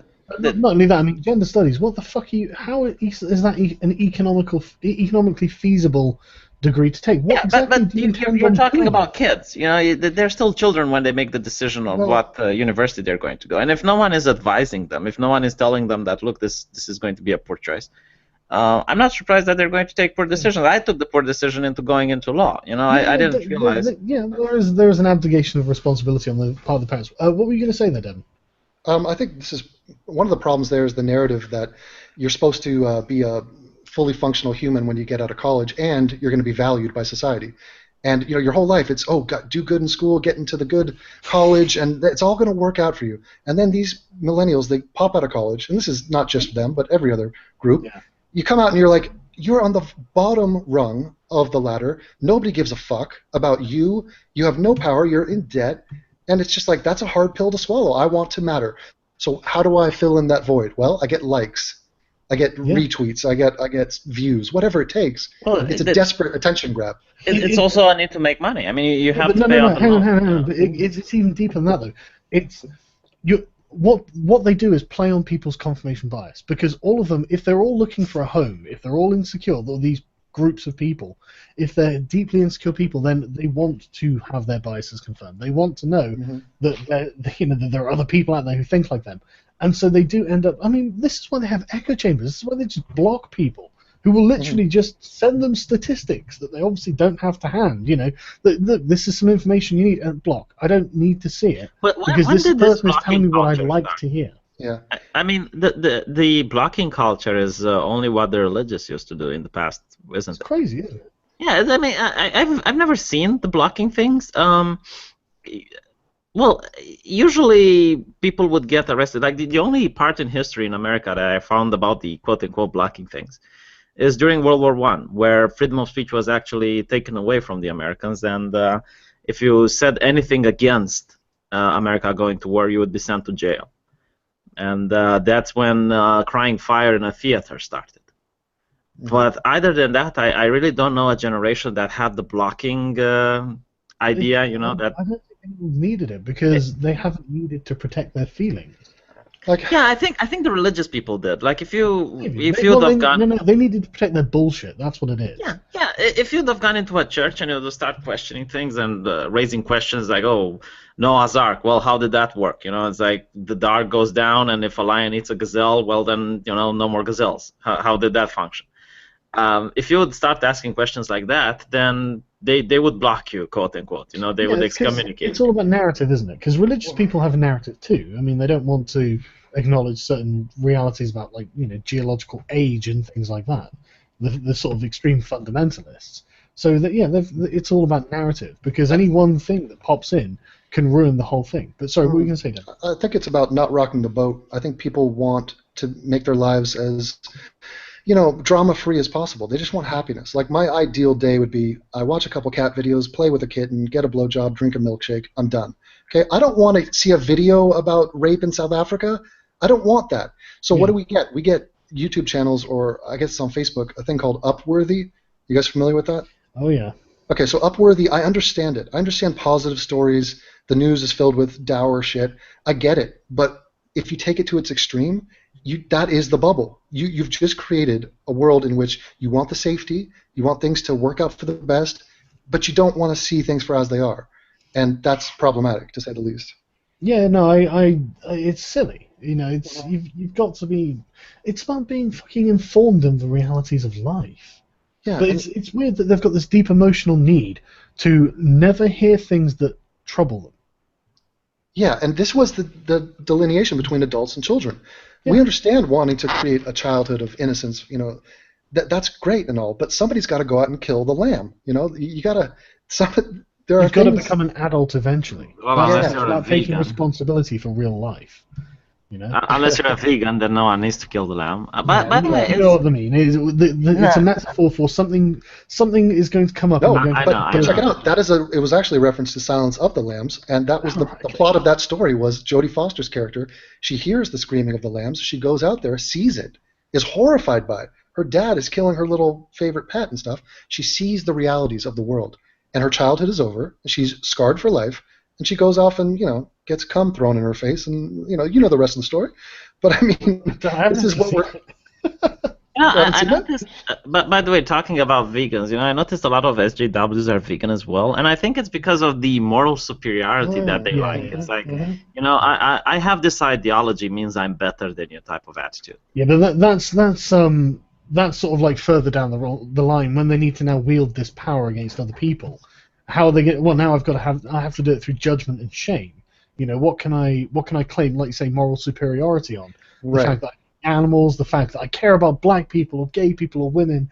It's like, no, you don't. Yeah, people with disabilities. And, it's So like, this guy who just- I would really like to go to one of these people and give me your phone. Show me 5 people with disabilities that you have in your phone. Yeah, exactly. Show They me don't. 5 black people that you have in your friends, and I wonder if they would actually be able to provide with But anyway, what were you going to say there, Devin? Yeah, the guy who wrote this piece, he's a chubby dude, and I'm guessing he's not a vegan. He's not going to follow this story up with an expose about how sausages are made, and there's a reason for that. Okay, it doesn't help him emotionally, and that's why we're not going to see that. Yeah, but anyway, let's carry on because we're digressing quite a lot.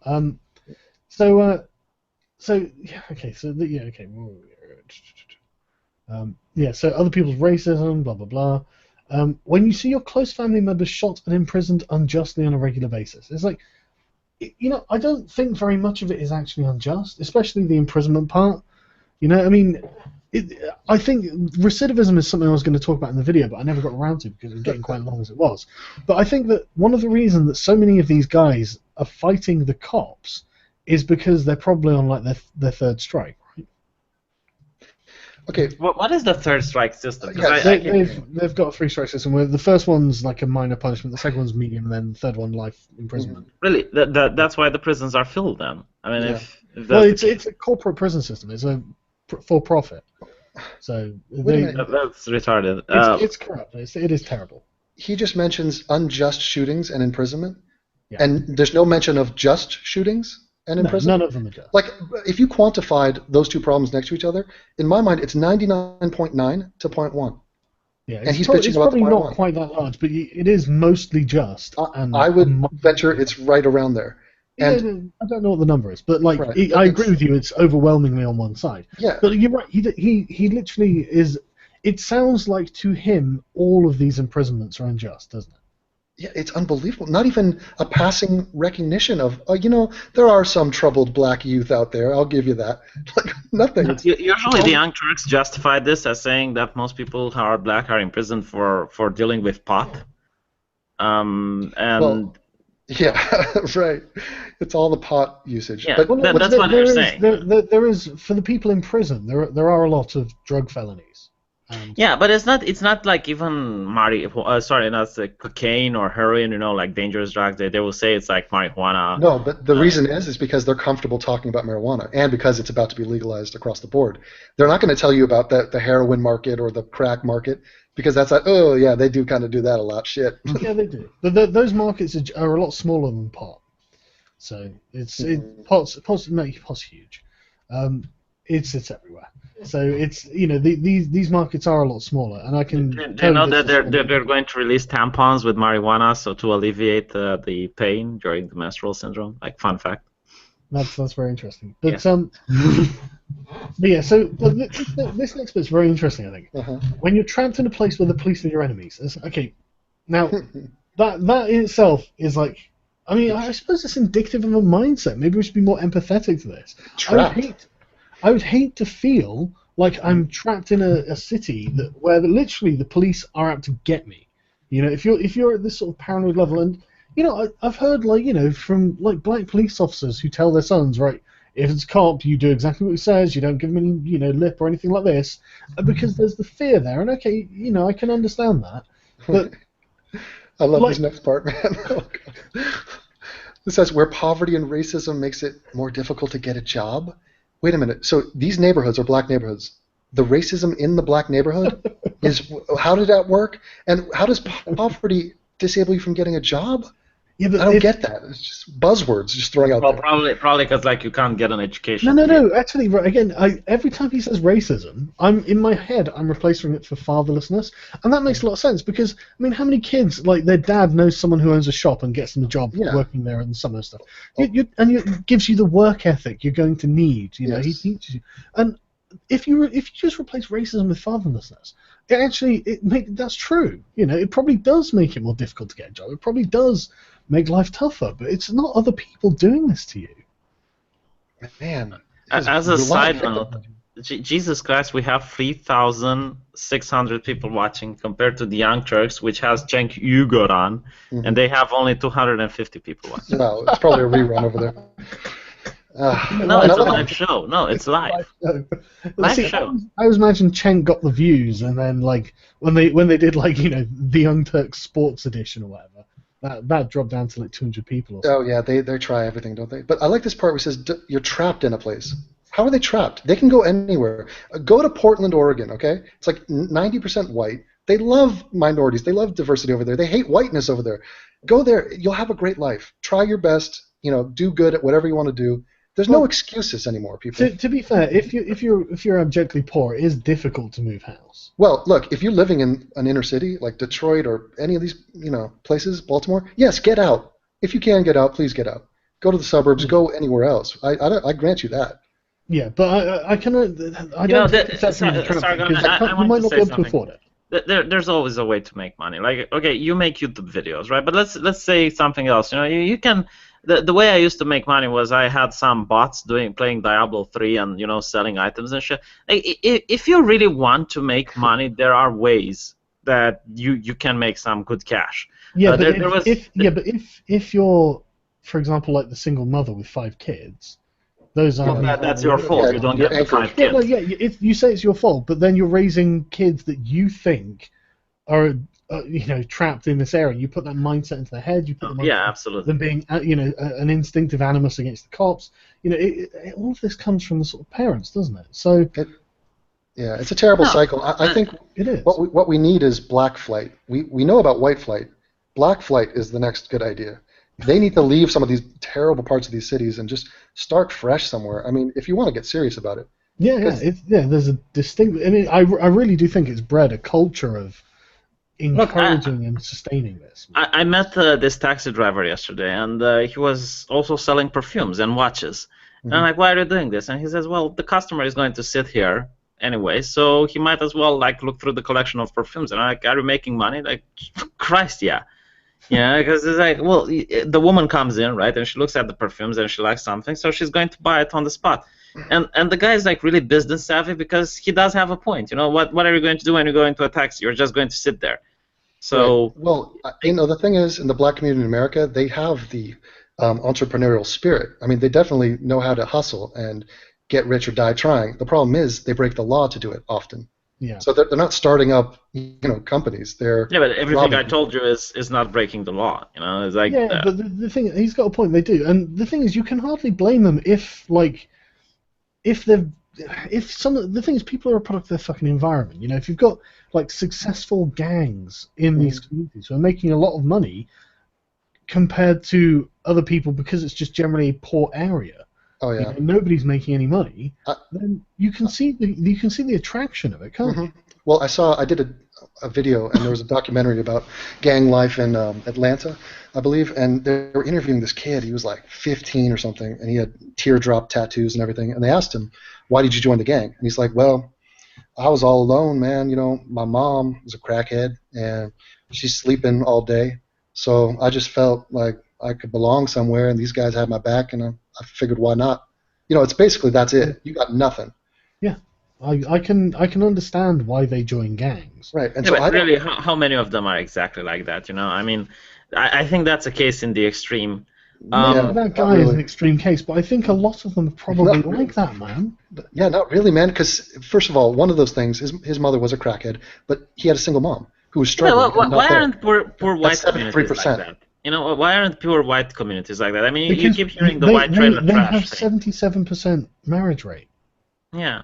The Well, parents that's both thanks there. to feminism, isn't it? I mean, the feminism And preaches also, that, here's you know, another. Oh, sorry, go ahead. yeah, feminism preaches that women should be independent, that women need no man, and that kind of thing. Yeah, it's a terrible line. I don't know why the black And community fell for it catches really well, especially in the black community, because feminism is more appealing towards blacks. Because all of a sudden, all of the woes that you have in your life are explained by the systemic racism and the system keeping you down. While for white people, is not as attractive because, well, you're the bad guy. You're the one that's to blame. So Yeah, there isn't a narrative of that. yeah, it's not as attractive to bite in feminism when you're white than when you're a minority. I think this parent problem is one thing, but here's a compounding effect: the big brother problem. So big brothers are not doing their job. They're in the same trap. So if a big brother doesn't have the parents, guess what? They're going to go make some terrible life choices. They're joining a gang. Guess what the little brother's going to do? He's going to follow his only male role model and do that. Yeah. Like, But did you not guys only that, Big Brother, if he's doing, if he's doing even vaguely well, he's going to want his little brother in on it. Well, what about the Yeah. women? Can't they marry up? I mean, women well, usually have the opportunity that men don't to marry someone that's. Yeah, but look at Now look at the videos of the black women who are running around screaming. I mean, how Okay, No, well, I'm sure that's probably some of them, but there must be other women who aren't like that. I mean, the woman that I showed you in the video. Yeah, there are a lot of hood rats out there, and I'm marrying sure there will be, but like those women probably did marry up and got out of that situation. That's a tricky thing, man, because now you're talking about interracial partly, because if you're a successful black man, a lot of those people, they'll go off and marry outside the race, and the black women are infuriated by this, and they're not looking to pull some woman up out of the ghetto. If you're a black man with money, I mean, that's, there's not a lot of Bill Cosbys out there. I'm talking about not the real Bill Cosby, but the Cosby Show version of him. A successful doctor who's just, wants to build a stable family. That guy is pretty few and far between. Okay, let's carry on. So he says you're trapped in a system where the police are your enemies, where poverty and racism make it more difficult to get a job, and your education system leaves you at the wayside. It's no wonder you're more likely to commit crime. Well, again, like these communities are mostly black communities, but he's fair there. I mean, it is that you are, these people are just statistically more likely to commit crime, whether they were black or white. I mean, it's the same with things like Edinburgh and stuff. I would add a comma to that and say, and how dare you for committing that crime, you scumbag. Fuck you. Well, yeah. This is the narrative that the Young Turks are having. It's like, oh, well, if you're white, you have privilege because the police doesn't stop you. It's like, well, listen, if I would be a drug addict and I would deal drugs, I'm pretty sure I would be worried when the police stops me. Because that's another thing they say, white people aren't worried if they are stopped by. Yeah, but not only that, you can tell when someone's a druggie. For Christ's sake, you can tell there is a distinct look about the person in their eyes, in their face, in their mannerisms, in the fact they're not necessarily stable. We've got loads of them. Same when someone is a drunkard. There are medical signs that you can tell when a patient is. The cops can. That's the thing. The cops. If you're going to get abusive cops, they're going to go after poor people. Cops are going to. If they're going to oppress anyone, it's poor people. Yeah, I understand that. I'm not sure if this is true or not. I heard it on the Young Turks that police have arrest quotas. It's like you need to do this much for arrest. Really? I don't know, but let's assume that it would be true, right? You would definitely target the poor because that's where you can find people to arrest. Obviously. I mean, the poor are the ones committing crimes because the rich people, if they can pay for things, so they don't have to steal. Yeah. That's the thing, isn't it? It's the sort of, don't they call it broken windows policing or something like that, when it's going after sort of petty crimes that rich people. I mean, it's the crimes that you can catch, like a rich person doing tax evasion. It's not the police that's going to catch him. Yeah. No, you're right. Yeah. But people disagree in the chat that poor people do crimes. Oh Jesus! Yeah, but they do. Statistically, they do. look at the last sentence here. He's completely justifying crime. He's like, it's no wonder that we commit more crime. And at the start of the sentence, you have talk about the police and racism. So it's completely shifted to the other side. He is justifying it, and you're right. It's not something that is justifiable. Committing a crime is, I mean, maybe by incident, but in general, you wouldn't say it's justified to commit a crime. Which is what, you know, 'cause most of the time it's not justifiable to steal something. Okay, here's a theory. Beat someone up or something like that. Yeah, I got a radical idea. That sentence, what if you were to reverse that sentence? And black people take total ownership and they go, you know what? Yeah, the whole world's against us. It's a racist world, all that. Let's stop committing crime and let's work that sentence backwards. Yeah, okay? no, that's the thing, isn't it? If we stopped committing crime, we wouldn't be in jail, so we could go to school. So our education system, we could do better in education. That would lead us to better jobs. That might take away the poverty, definitely. And yeah, maybe but it's not so simple, you know that. I mean, Obviously you not, but can the you can go mentality. to university and then you have a student loan and you can't find a job still. But the mentality, like they have no desire to even, push back against the victimhood narrative. It's just but if committing crime is so profitable in poor neighborhoods, they're going to do it, aren't they? You know, they're going to do it, and they're going to get I think that there's a lot of factors involved. It's not just one solution. It's you can't fix this in one single swoop. You know, it's a lot of factors. It's the culture, and as I said before, you know, it's usually the people in a society that are the most poor and that are committing a lot of crime and whatnot are the people that don't want to integrate. You know, and have a different culture, and they don't want to assimilate with everyone else. You know, yeah, like that's Muslims, true. Gypsies. But the thing is, Devin does have a point when he's like, look, that if it was me, I would be aggressively pursuing the counter narrative. You know, like if black people are more likely to commit crime, I wouldn't commit crime. So every time a cop encountered me, I would just be, yeah, can I help you, sir? You know, go do whatever you want. You're not going to find anything, Right. And you can be almost aggressive about how law-abiding you are to make him feel bad about the fact that he's stopping. And you can change. You are what you do repeatedly. You know that if what people see is what people believe about you because that's what they see, and that's because that's what you are. You're doing these things, and they are committing more crimes. They are dealing drugs and all this sort of stuff. And it's like, okay, well, if you were to, but the thing is, on the other side, if it's massively incentivized to do these things, then they're going to do it. So it's. But, Yeah, but I mean, think about it. You know, it's easy for us to talk, but imagine if there's no food on the table. Exactly. That's what I mean. And you have to provide somehow. Yeah, but there is food on the table. They get money from the government. I mean, this is Yeah, not but if your mum's a crackhead, she's probably spending. Yeah, but this is the Aladdin defense. They get portrayed as Aladdin going out to steal a loaf of bread to feed his starving monkey. That's not what's happening. No. And Sargon talks about it's not to steal a loaf of bread, but let's say you're 18, your hormones are raging, you want to go with a girl out, right? You need some money to do that. Mm-hmm. How are you going to get them? And you can say, well. You fap. I mean, look, they're white people that are in the same boat, and they don't do it. And Sargon talks about an incentive. They're incentivized to commit crime and to rob people, get money. Everybody has that incentive.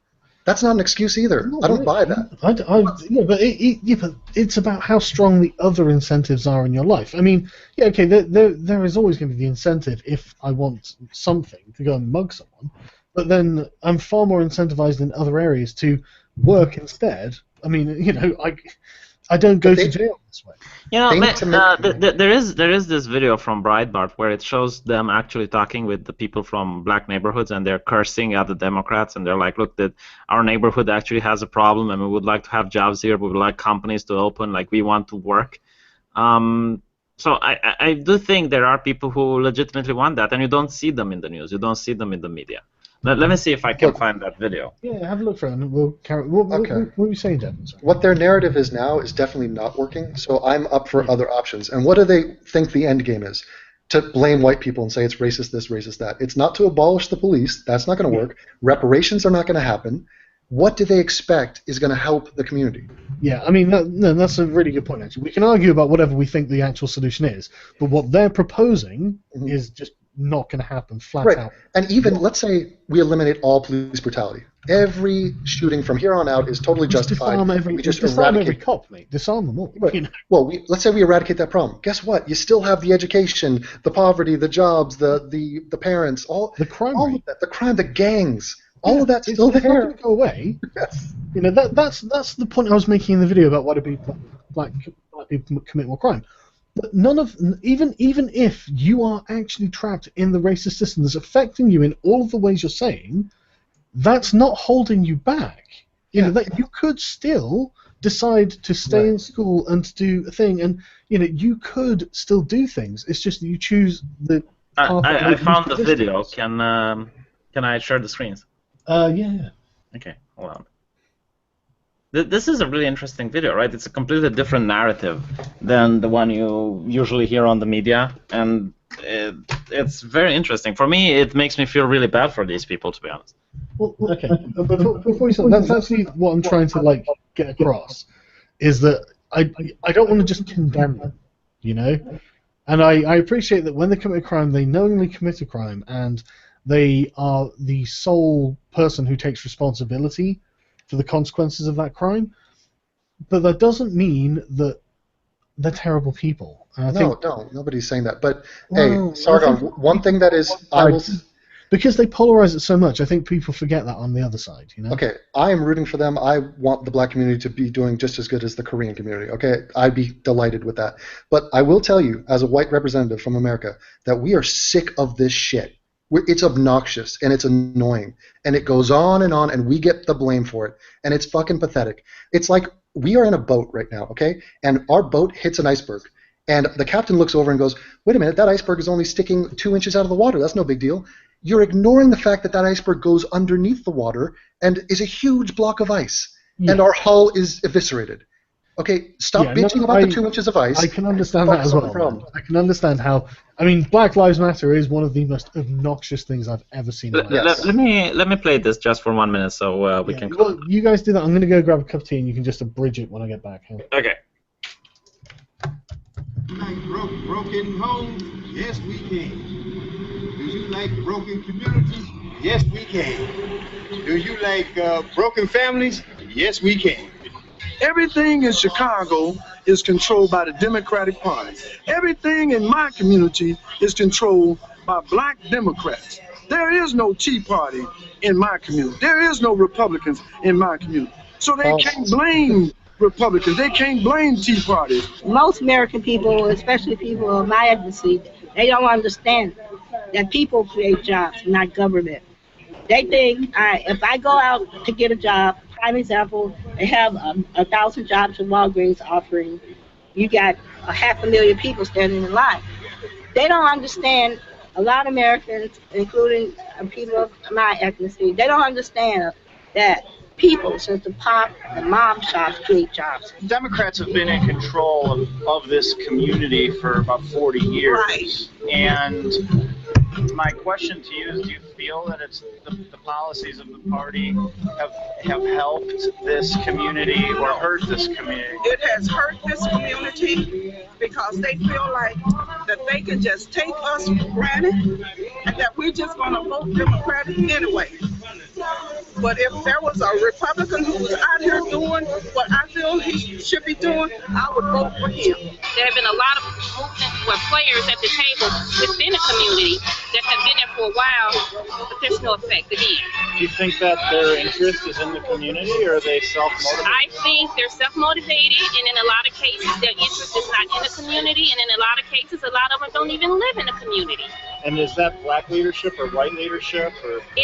It's black leadership. It's black leadership. What kind of support do you think that you're getting from the president, being from Chicago? Well, right now, I haven't seen that much support from the president as far as these communities are concerned. What I've seen is he's put his support overseas. Well, the same support he's putting overseas, he should put here in this neighborhood because we are hurting too. We're not happy with what's going on. And the only way we get to the bottom of this is that we take a step back and we say that we're undecided at this point. We're undecided because our agenda has not been met on, has not been adhered to. And it's almost as if it's just saying, even though you got nothing, even though nobody has addressed your issues, just go with them anyway. And we say no. President's policies failing the black community or helping? It's failing. It's failing. It's failing. Are you planning on supporting the president in the upcoming election? No, I'm not. No, I mean, I'll pray about it, and in whatever way God leads me to that person that's going to help, that's the person that I will vote for.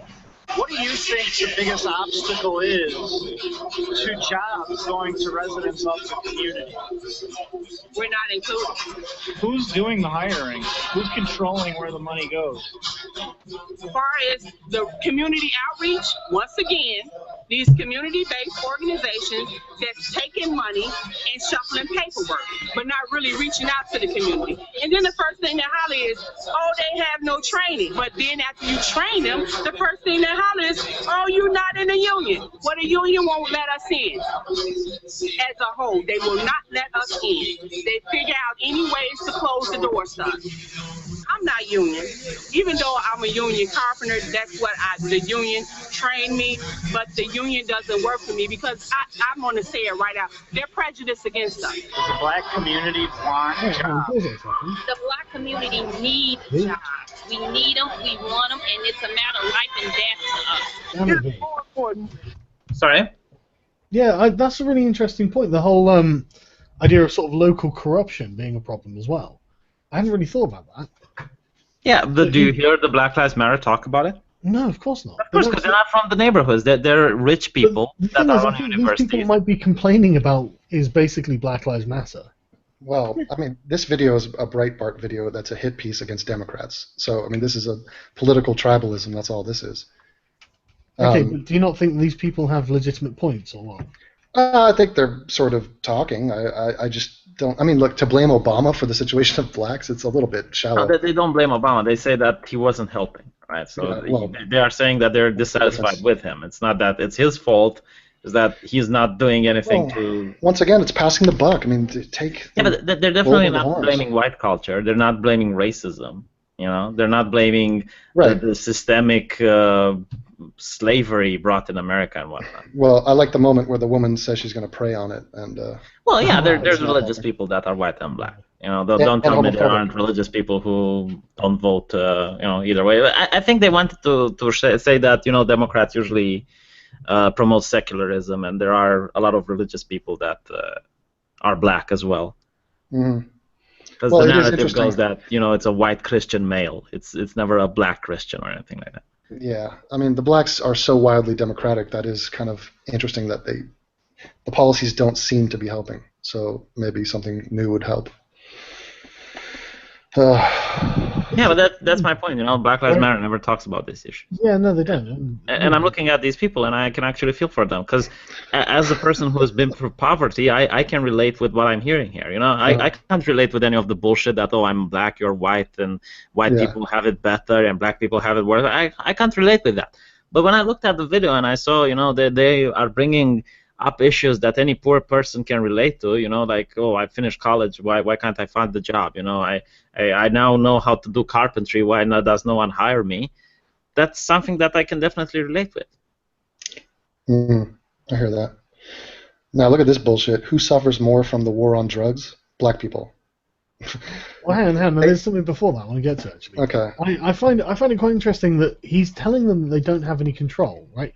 So it's profoundly unfair to tell someone who experiences racism day in and day out that they should take responsibility for the problems of education, poverty, and police violence they don't really have control over. So, well, they have some control over these situations because they're in them.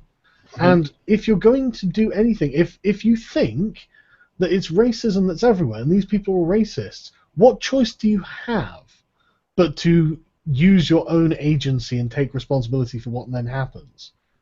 I mean, what other choice is there? I mean, you can't expect the racists who are oppressing you to somehow give you a break. Yeah, the idea, though, that you don't have any control over your education and what you get out of it, or your poverty situation, that's absurd. There's a ton of shit you can do for that. And as far as police violence, just here, two things. Don't commit crime and don't resist arrest. And it's problem solved. Okay? It's like, that's they will come up with some cases where someone didn't resist arrest and got shot anyway. And confirmation bias. Confirmation bias and whatever. And this is what the young Turks are doing. They're cherry picking a few cases. I'm not saying that there aren't police who would kill you even if you don't resist arrest. Okay, and usually those officers are actually charged for murder. Okay, but wait a minute. You show me 5 examples where somebody was not committing a crime and was not resisting arrest? I know one. Probably if you talk with a Black Lives Matter activist, he might be able to come up with something. But the point is that showing 5 examples for millions of people that live in America, it's not enough, right? So this is why I think the camera is an excellent idea, and I don't understand why the police were resistant to it. Because the camera is not there only to, incriminate the officer. It's there to protect them. It's like if you're on patrol and, you need to kill someone in self-defense or whatnot, if you have the camera, you can prove that it was self-defense. You can prove that there was no malintent. I think part of the problem, I think one of the reasons they enjoy blaming and not taking responsibility is because they are hopeless. Because they look back at their history and they think, we've never been on top. We've never been doing well. This is just an ongoing nightmare. Now, that is not actually true. They were doing better with their families and with the middle class, not so long ago. So but they're out of touch with that. And they are just, when you have nothing to lose, that's when you go and riot. That's when you just do desperate acts. I think that's a really interesting point as well. And it's one I've made in a similar sort of way before.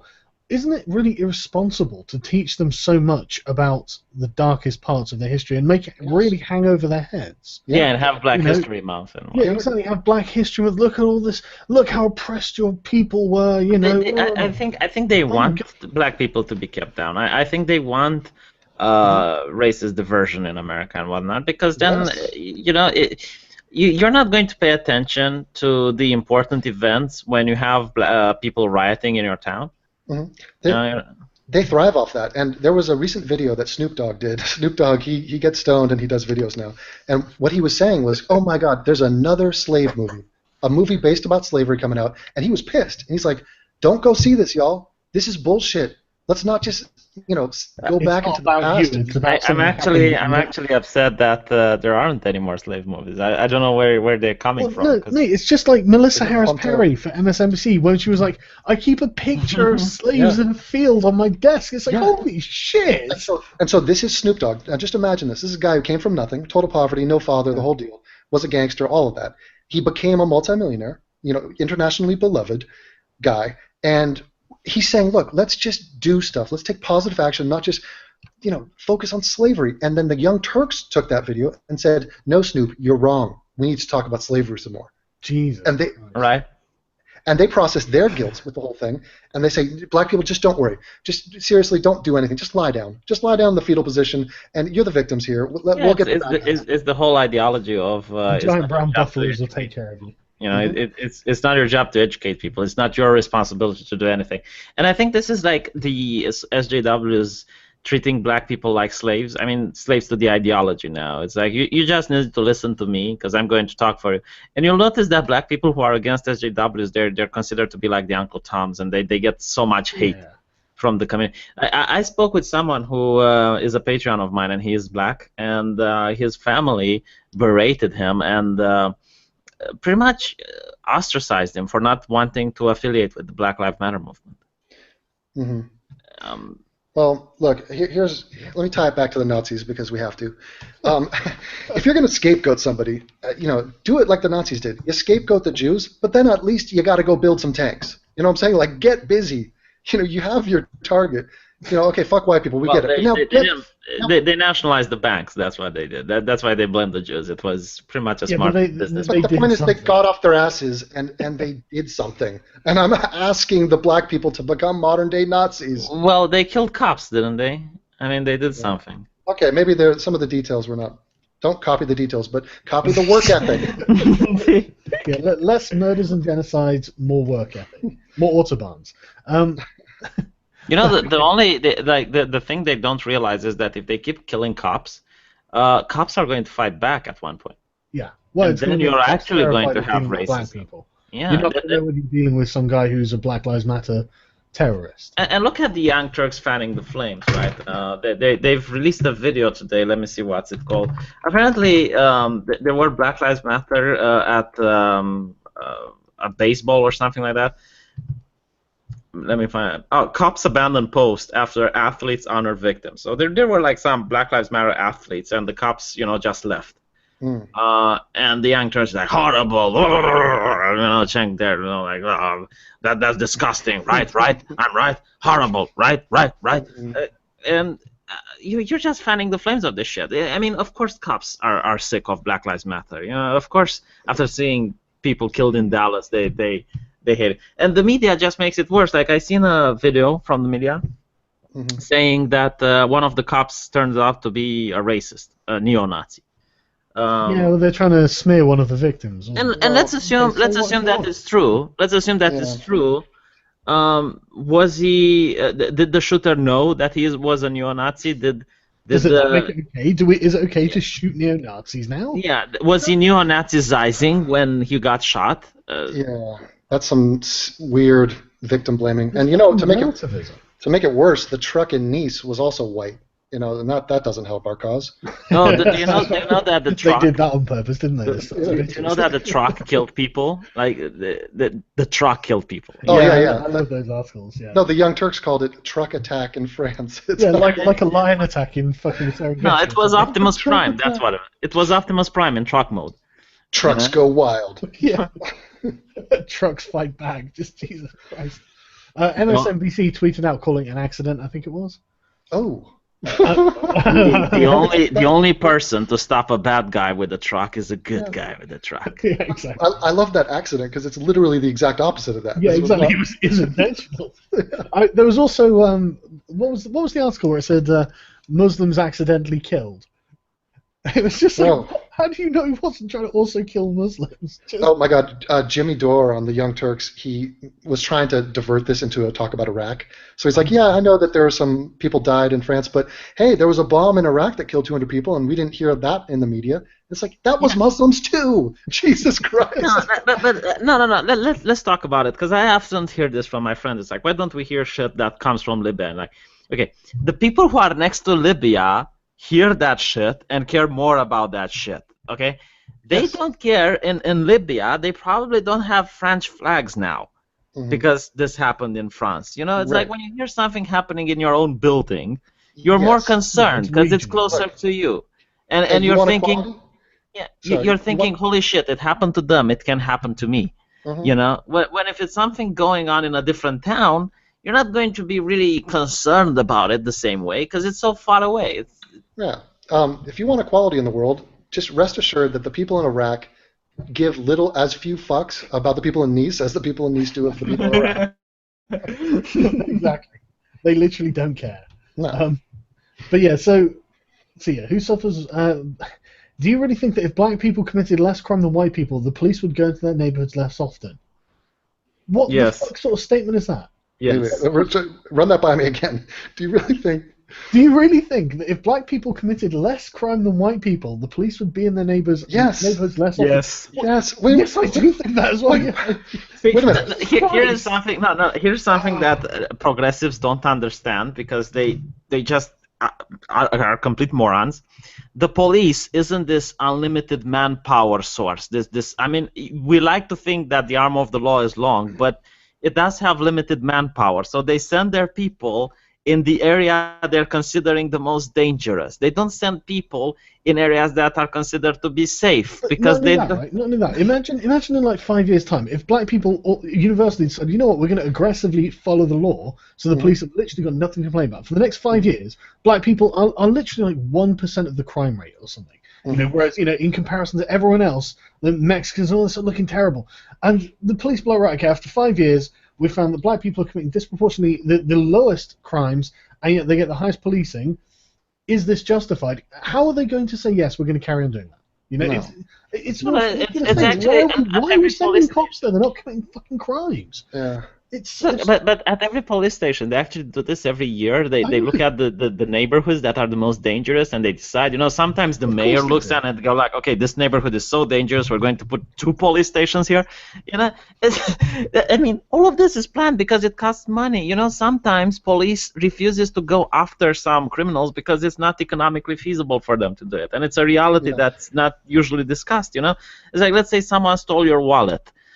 Do you have any witnesses? Do you know how he looks like? No, the police aren't going to look for that shit. If it comes up, they're going to contact you, but they don't have the manpower to do the investigation. So to believe that police would just put officers to patrol in black neighborhoods that doesn't commit crime. Well, It's so if they're deeply racist and they hate black people, then maybe they would. But you'd have to have a fucking paranoid worldview to think that, wouldn't you? But what that sentence is saying is that there are no rich black people. Where do you think Chris Rock lives? What do you think the police presence is in his neighborhood? Yeah, but we're obviously talking about urban neighborhoods here, aren't we? Yeah. But I love his test example. Right? This is amazing. Who suffers more on the war on drugs? Black people. Even though white people take more drugs. Is that per capita? Yeah. No. I think that's true. I think that is true. White people probably do take more drugs on average than black people. But who deals more drugs on average? Who do the cops want to stop? And by the way, who involved deals more drugs in a gangster, like in a fashion that is illegal? In other words, so it's not exactly the economy of the gang world. It's how they operate, for fuck's sake. Illegal drugs, illegal weapons. It just. I love that when they always they trot out this friggin' red herring about marijuana, and they love that because marijuana, it shouldn't even be a crime, but black people are just getting. But possession is not violent crime, is it? Yeah, that's one thing. But then what they will never talk about is rape. You want to start talking individual crime? Let's talk rape. And first of all, that's an ugly one to talk about, so they want to avoid it at all costs. But the disparity in those numbers are shocking, and you're not going to bullshit me with some marijuana. Talking. Well, with rape, the stats I saw, I think black communities are actually lower than the white. No. Still disproportionate. It was lower than the average is what I should have said. On average, there were about 27% of all crimes, whereas rape was 20% or something like that. Still higher than 13%, which you would expect, but it wasn't. Honestly, I expected it was going to be higher, to be honest, because I don't know. It's poor people, I figured. I don't know. Right, but it also short circuits the whole poverty thing too. I mean, because this whole idea of Aladdin needs his bread. Why does Aladdin need to rape? Well, that's true. But yeah, this is the thing. The people getting arrested are usually the people who are dealing. Cops, I'm sure, don't want to have to go through the hassle. Oh, a kid's got a small bit of marijuana. Oh my god. Quick, take him in. Cops are fucking people. They're not stupid. Also, those drug numbers, every black guy who's committing a crime tends to be either high or have drugs. It tends to come along with the territory. You don't get a lot of straight edge gangsters. Okay, let's go perform a robbery, but I got no contraband on me. So they get a tacked on offense for drugs. And this adds up, and this is why the sentences tend to be bigger for black people, because they're repeat offenders more. Yeah, exactly. And exactly. It's recidivism. I should do a video on it, because it's one of those things where there are stats to suggest that it's fucking ridiculous, man. I mean, look at every single one of these guys who gets shot. They've got a criminal record already. You know what's weird? Like, these kind of conversations do not happen on the news. There's no group of adults that just go around and explain to you the reasons behind the numbers. People see a disparity in numbers, and then they just go buck wild, taking wild stabs as to why it is the way it is. Well, it's racism, obviously. It can't possibly be something these guys have actually done. Right, but this is the exact equivalent to the wage gap. The numbers are the numbers, but the reason for the numbers is where you're completely wrong. Yeah, the reason for the numbers is always something broad and general, rather than conspiratorial. Exactly, conspiratorial, rather than looking at the individual cases. I mean, literally, the Huffington Post fucking 990 people killed in 2015. Just go through and search for unarmed, and you will see next to so many of them just fighting with the police or something that equivalent. It's like, but the statistics, these were all unarmed people, therefore they're totally unjustified. It's like, fuck off, man. And Sargon, this is what I want to know. Did they list Tamir Rice as unarmed? I didn't. I bet you they would. I bet you toy guns get listed as unarmed. And that's it's a separate category. It's a separate category for people who had toy guns and. Yeah. Oh yeah, for the Washington Post it is, but in other studies, I guarantee they throw that in. By the way, why doesn't the American policeman go like stick them up or freeze? Hands in the air, drop the weapon, things like that. They do. They say all that. Well, in that case, they didn't. Apparently, they shot him while they were in the car. Because it was a silent video. Okay. I mean, yeah, it looks worse than it probably was, but it's still tragic. That's the thing. They manipulate the fact that people are dying, and that's tragic, and we all feel bad about that. But No, can't- I have to say, like, some black people, from what I've seen on YouTube, do the darndest things. Like, if you look at the fire challenge with people setting themselves on fire, like 80% of them black, there was this guy who used a laser pointer at a helicopter and almost got shot by the helicopter. And then there's like the one you said, you know, the one with the toy gun going in a neighborhood, going bang, bang, bang at people. Okay, Han. This next sentence is really interesting, right? There we go. If we want crime to go down, we need to deal with the systemic racism that prevents black individuals from living with dignity in their communities. Oh my God! And This is incredible. As if every black person in these communities is a criminal. Wait a minute. No. First of all, systemic racism, just replace that with white people. And so their dignity, black dignity, is being held back by white people. That makes no sense. That you're actually spitting in the face of your own people when you say that. It's incredible, isn't it? It's just, there's so much wrong with this sentence. It's like, how do the people who do live with dignity and don't join gangs get along? Right. And you know what happens? They get vilified because there are people in the black community who speak out vocally. I can name a few, but I mean, they don't want to do it because it's so tribal, and they don't want to be seen as, oh, I'm not down with the cause sort of thing. But like, not only that, like he's speaking as if incentives are mandatory. You know, he's speaking as if there's no power to resist a temptation. You know, you see fucking gang kitty with swag and fucking bitches all over him and stuff. You think, okay, that's tempting, but I also know the consequences of that lifestyle. I'm probably going to get shot. Sargon is street savvy. He knows about the thing. Not street savvy, but I'm just trying to think, what would it be like from their perspective? And that's a temptation, but and you might be incentivized to do it, but that doesn't mean you can't make a more sensible decision. Yeah, and speaking of these black people who are actually criticizing their own community, it's very sad to notice that Chris Rock used to do this. He would do sketches where he would teach.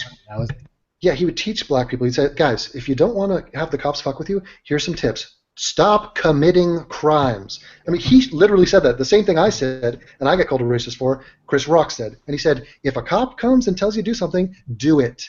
Don't fucking pull a gun out. Don't blast. Fuck the police on your radio. And he's speaking to them like a father would. And Chris Rock is a father. He's trying. But guess what? This week, he does a video campaign where they're listing off all the cherry-picked cases. And it's this video. I did a response to it. And he's on the total other side now, and he's saying, yeah, it's a conspiracy, it's white people, the cops are terrible. Yeah, but maybe he wants still to be viewed, as part of them, because they're really savage towards black people who aren't part of the Black Lives Matter, or say they're against it, or something like that. And you have to understand that most of his audience is probably black people, Of course, well, not really, but he'll take a virtue signal, because it's like, an hour off his day. And he gets to look like he's going down in the history books as, yes, I was part of the new civil rights movement.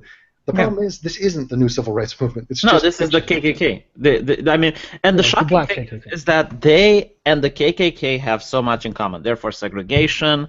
I've seen black people that are against mixed race marriages. The KKK were also on campus. That's where they started, from Google Scholar. I found that out. They also were against the police, so they were, and the KKK also apparently did a lot of things for the communities. They had charities and whatnot.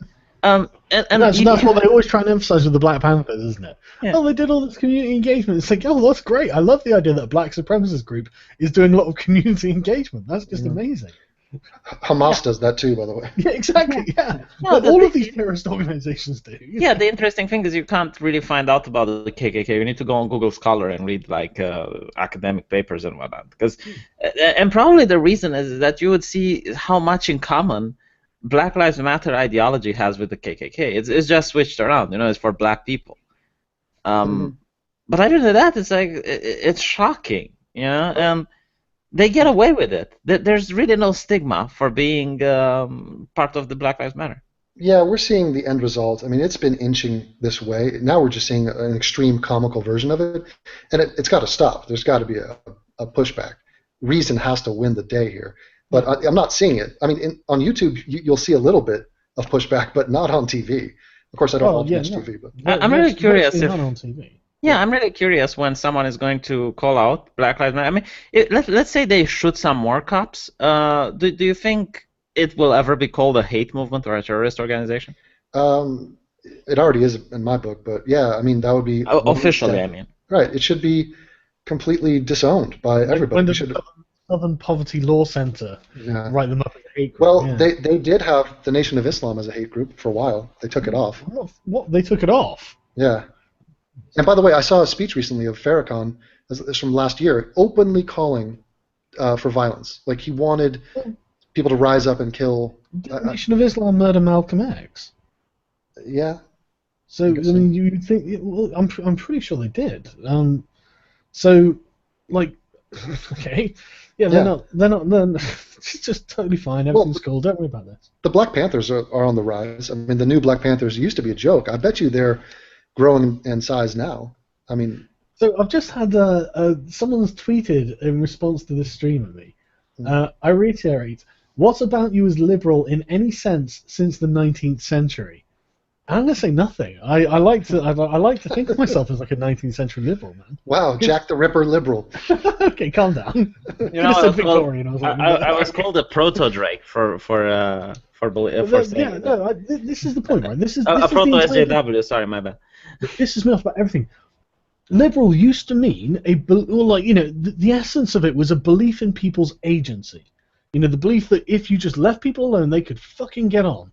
You know, and they could work. You know, that's why they wanted free markets. They wanted freedom. You know, that was the point. Let me alone, and I can make a good life, and I can help build a better world by being in my own self a good. You know, you are what you do. You be the change you want to see. That sort of. Yeah.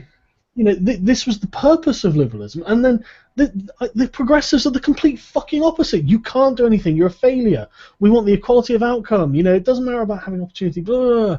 It's the complete opposite mindset. So yeah, I am not in any way a modern liberal. Mm-hmm. For fuck's sake, modern liberal is just synonymous with progressive. I'm a fucking older. It pisses me off the idea that they think that agency is just something that belongs to other people, white people. It's just. Well, you guys are weird. I mean, first of all, labels are overrated. But the fact that you're from Britain and these words don't really cross the Atlantic that well. I mean, you guys have a different system of everything. You guys swapped out prime ministers in like a couple days just for seemingly no reason.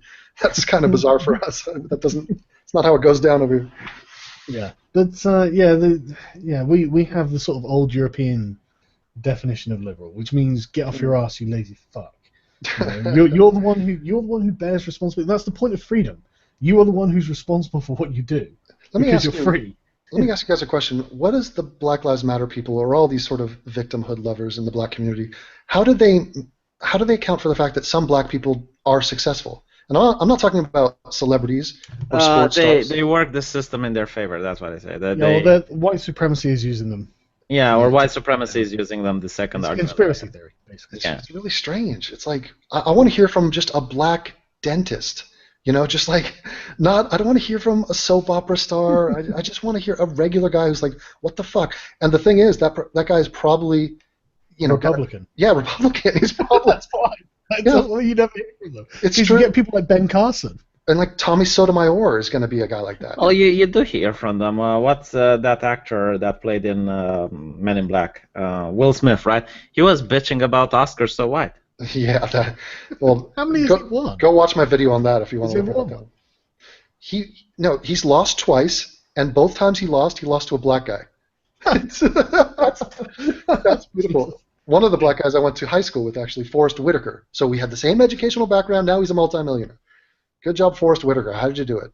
But look, see, I'm really curious at this point if there would be, let's say, this hypothetical scenario where either Black Lives Matter or maybe better yet, an Islamist, manages to sneak up a nuke and blows up New York. Do you think the media would manage to then condemn Islam? Because I still think they won't.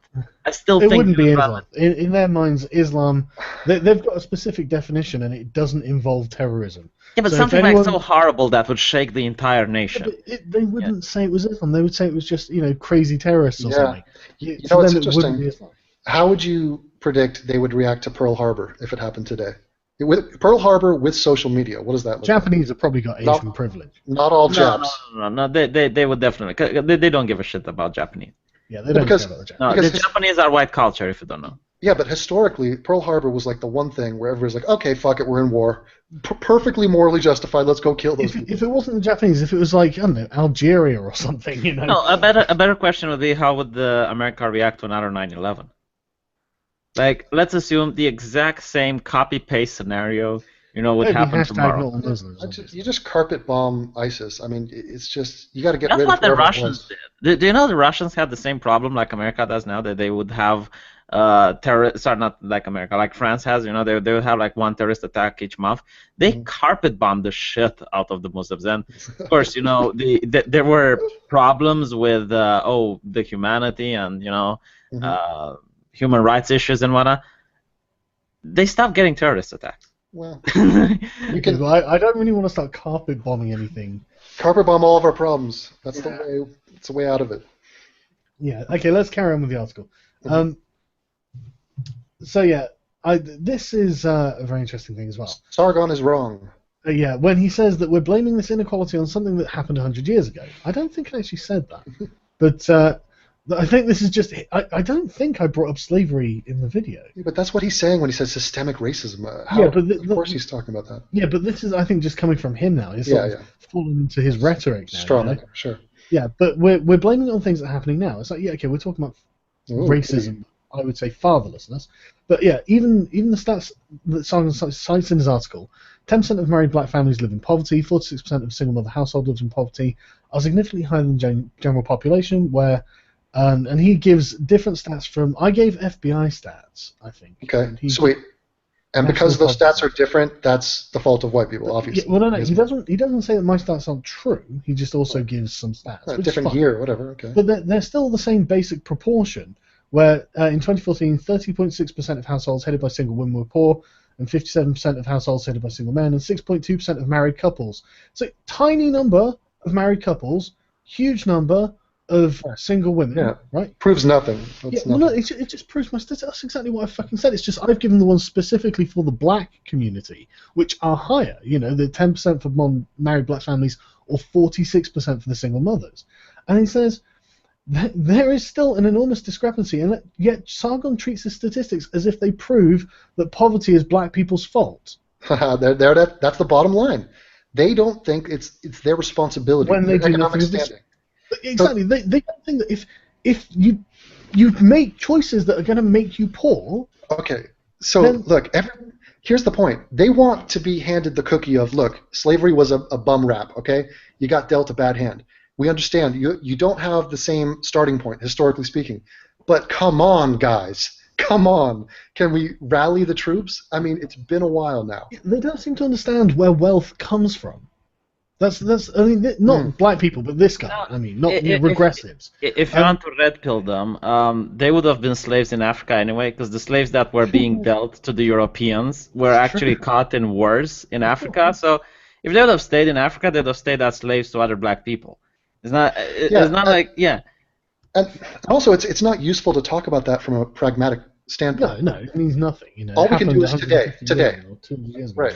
No, but if they want me to humor them, I mean, even their ideology doesn't make any sense. Mm-hmm. Oh yeah, absolutely. But I love this. I love the attitude as if wealth comes from someone else's work. That poverty is black people's fault. It's like, you are responsible for getting yourself out of poverty. Right. Everyone is responsible for their own wealth generation.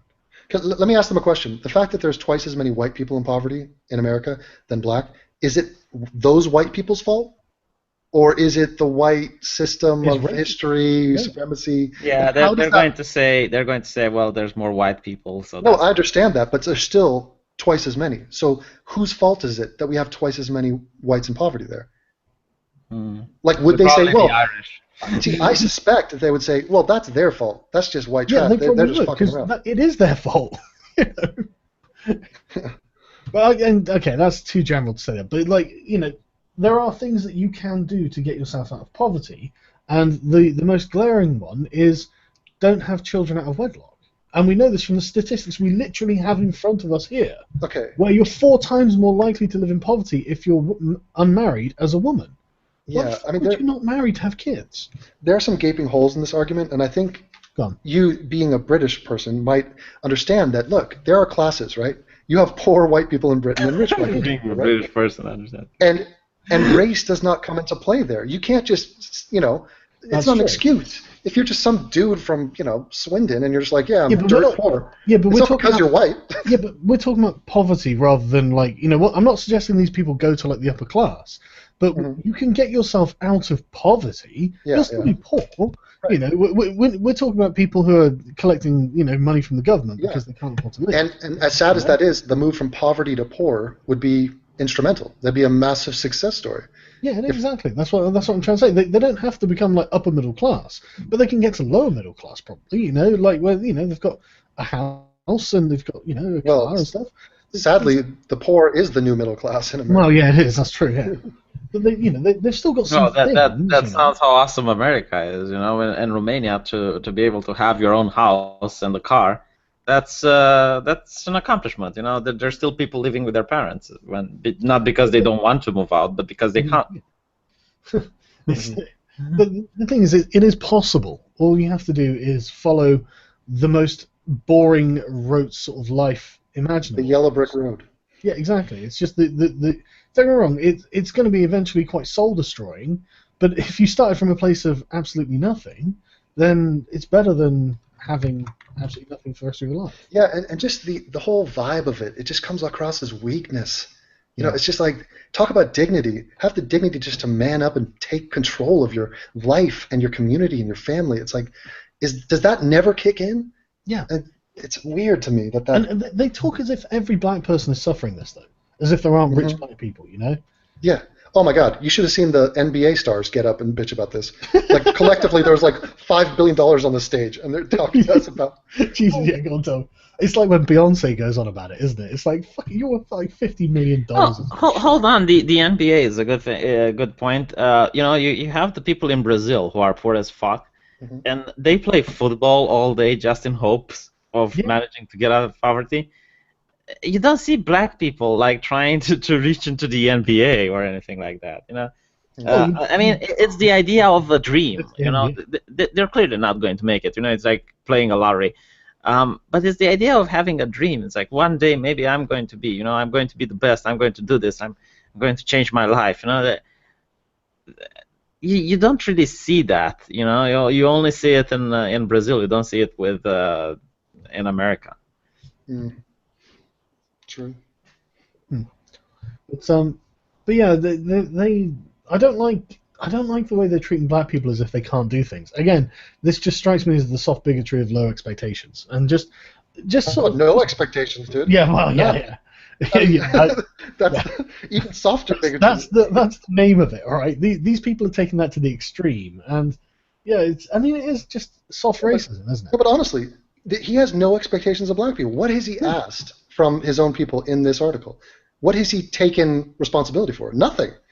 Yeah, because then the ideology doesn't work. As I said, this ideology needs to be extremely appealing for black people to work. So if you would put any sort of blame on them, it won't work. Because the idea is to explain why they are bad in life. It's because society puts walls on it. It's almost like they refuse to evolve their position at all. So like, for me, it would make more sense if they said, look, we'll give you the Michael Brown one. Because the facts came out, the grand jury testimony, he was in the wrong. He caused that shit. He brought that upon himself. We'll give you that. Like, that would be beneficial. They don't do that. Sandra Bland, they still claim we murdered her.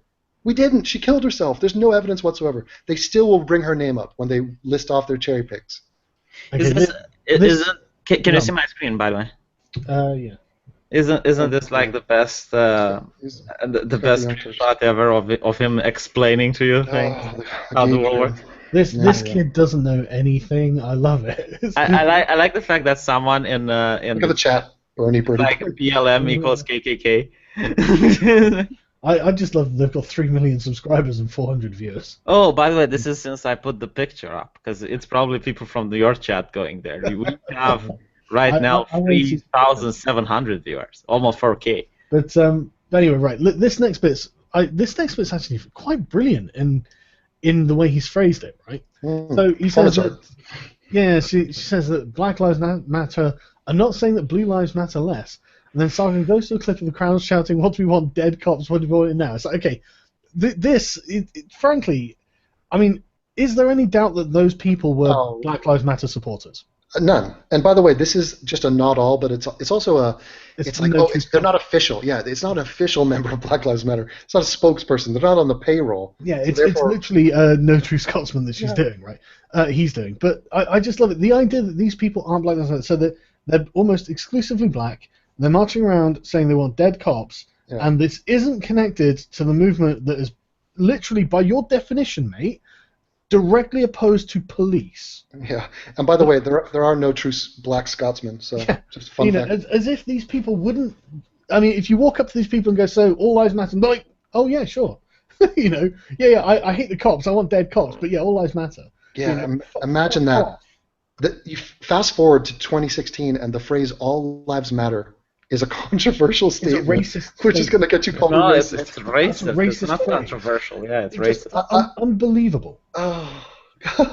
It's like I'm living in some sort of fucking Twilight Zone episode or something. This is just, it's insanity. And then, but he literally says, this is so well worded. I love this, right? That group was not Black Lives Matter, right?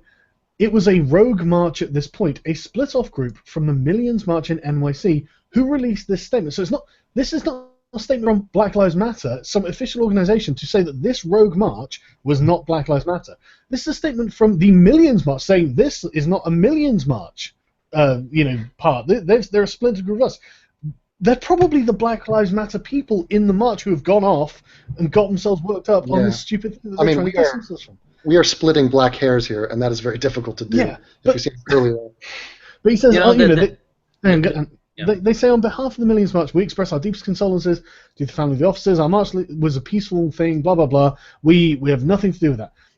They are not talking for Black Lives Matter. They're talking for the Millions March. And I do genuinely think that split-off group was a Black Lives Matter split-off group.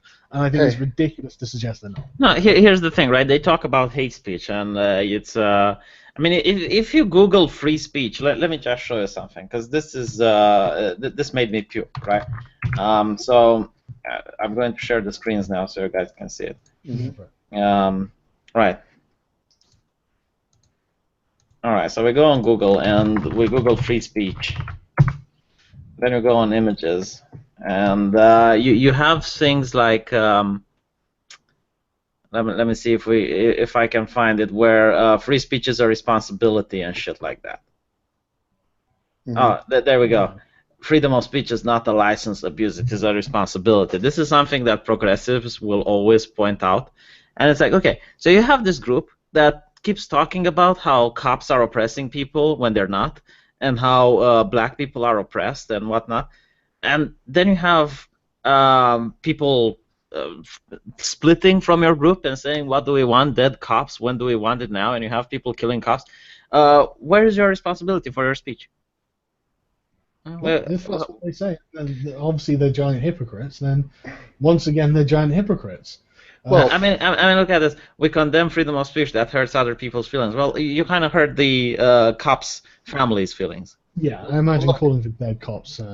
Part of the definition of hate speech is to incite violence, and they clearly do this, and they do it, and they record it and upload it proudly. Oh yeah, and they're brazen about it at this point. And here's the thing: if they don't believe that the people who are shouting "We want dead cops" is something that does not belong to Black Lives Matter, you can find on Twitter people who openly call themselves Black Lives Matter, people who retweet every event of Black Lives Matter, and they were so happy that policemen died. Yeah, all of them. Yeah, they were way into it. But this reminds me of the No True Scotsman of the Orlando shooter. So people were like, oh, he was an official ISIS guy. I mean, he was just an American. He didn't come from Syria, so he's not really legit. The guy's like announcing his affiliation with ISIS. And it doesn't even matter. You don't get an official, stamp. Yeah, exactly. What we're supposed to do? Well, are you sure? I'm not sure I believe you. I don't understand the lack of belief in what these people are saying. No, but hear me out, okay? I understand how it is, because I've been part of the movement Gamergate, right? And you can't be responsible for everyone in Gamergate. People can claim they're part of Black Lives Matter. They don't have to get to sign any papers or whatnot, right? There's no process. You just claim you are and you are. I understand that. But I don't see the condemnations from other Black Lives Matter members towards this. Because when I was in Gamergate and I found out someone was doxing Anita Sarkeesian, I was the first to flag him. And the leaders of Black Lives Matter, of course, are against the idea of killing cops and whatnot. But they need to understand that their rhetoric is actually killing policemen. I just love the fact that the leaders of Black Lives Matter have to get out there and say, we're not in favor of the execution and assassination of police officers. It's like, oh my God, we've reached that level. That needs to be said. Yeah, exactly. You know, why is it that you have to say this? But even then, you know, you don't sound like you're really condemning that person. You know, it sounds like it's a half-hearted. Yeah, they're trying to toe the line there. Yeah, you sound like a politician now.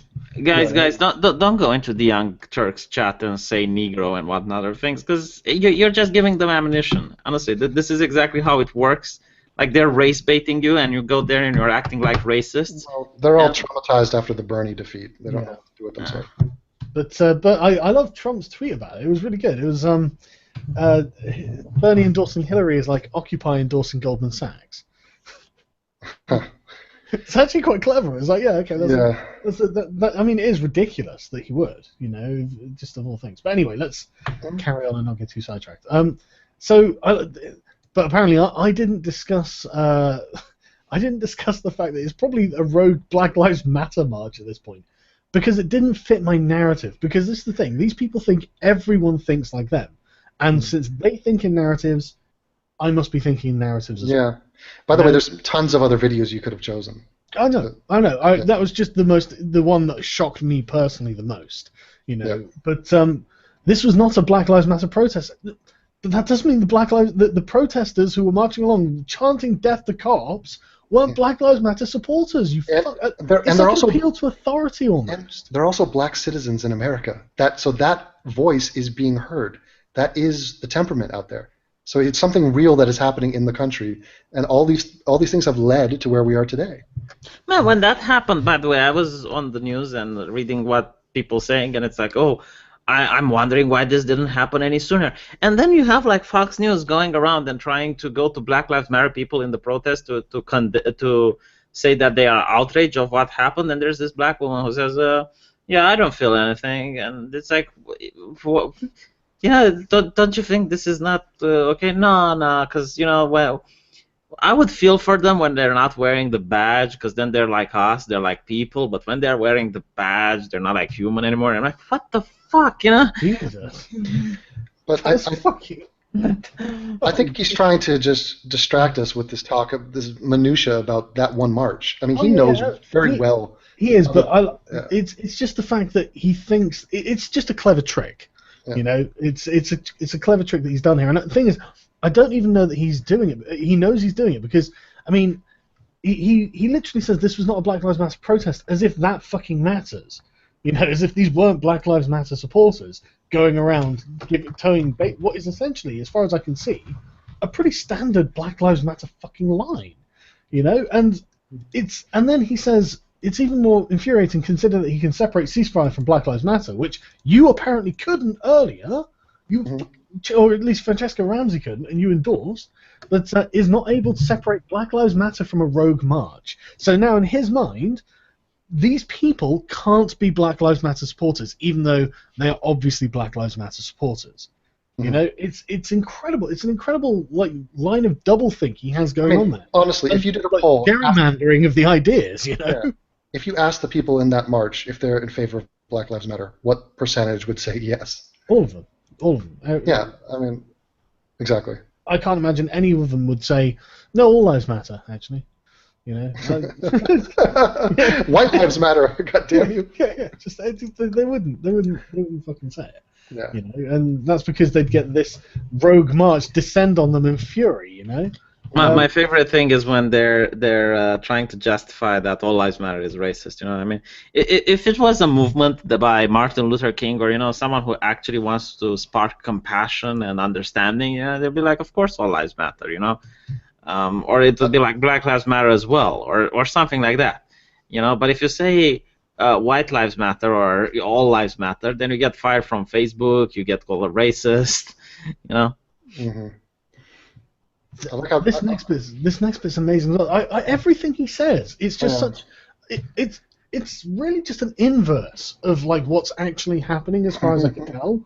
Yeah. Because I mean, he also says that being a police officer won't be a choice if Black Lives Matter get in the way, citing this clip of the woman discussing the ways that community-based solutions could replace the police system. That's a lovely way of saying that she wanted to abolish the police. Yeah. I mean, literally, she says this directly, straight outright. face. Yeah, exactly, straight fucking face. And it's just like, why are you...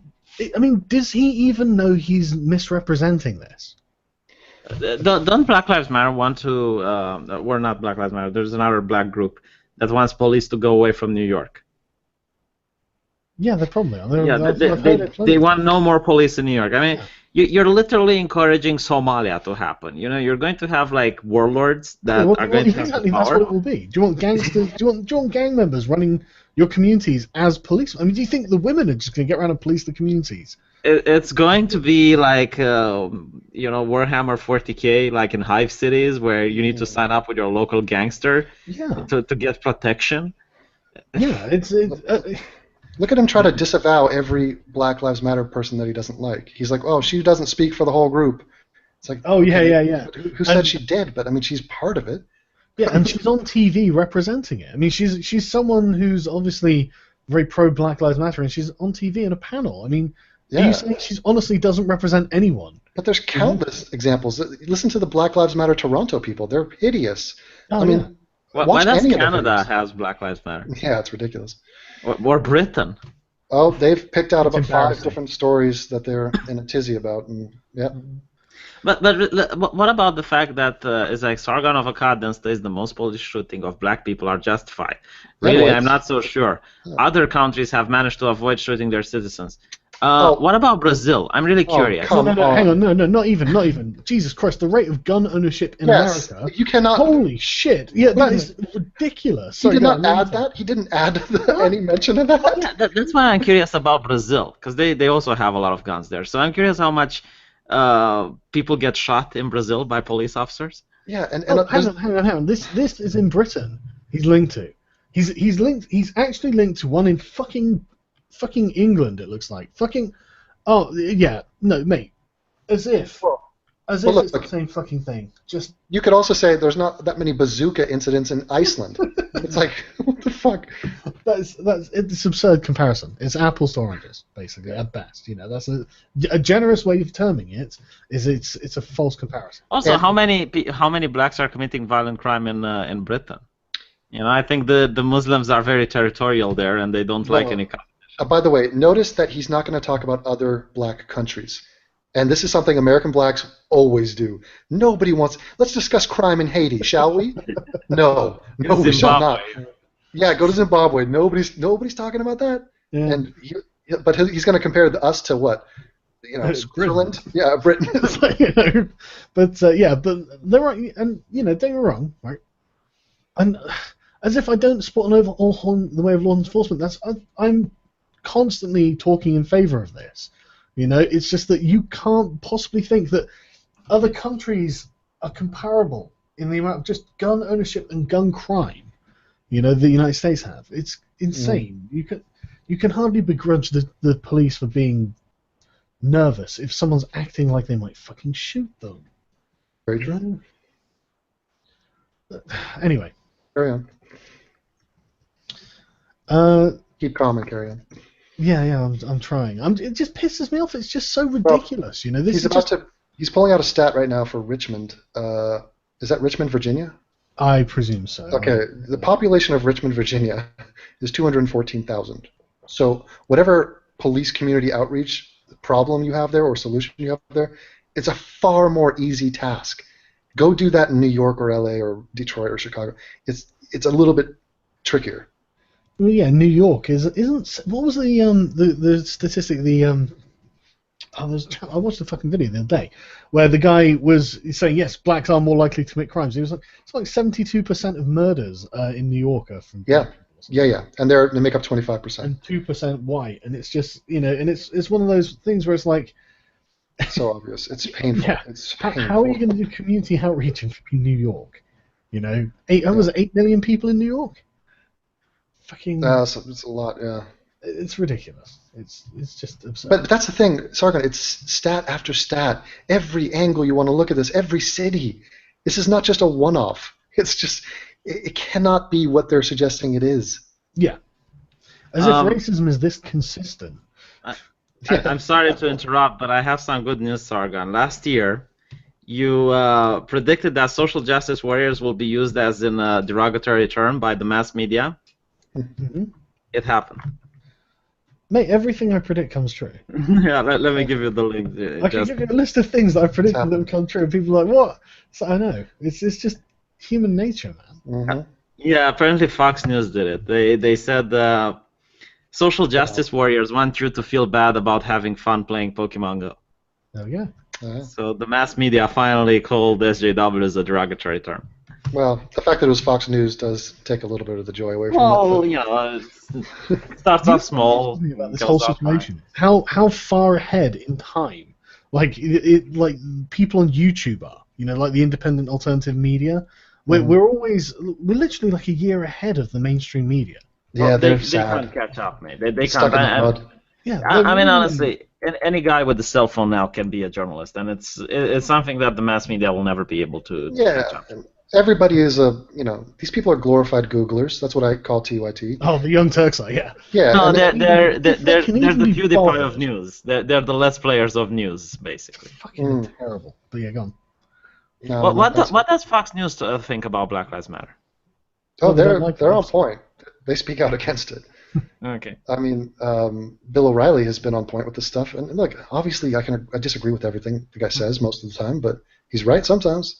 No, recently, since the left has gone insane, right-wing sources don't even have to fabricate shit anymore. Yeah, they just need to point out the obvious. You know what it is? I think people on the right and white people in the country, there reaches a certain point where you've been called a bigot and a racist enough to the point where you're like, fuck it, I don't care anymore. I'm just going to be honest at this point. It's like when you're having a water fight, you're splashing water, and it's like, oh no, I'm getting a little bit wet, and then eventually you're just completely wet, and then you just don't give a shit.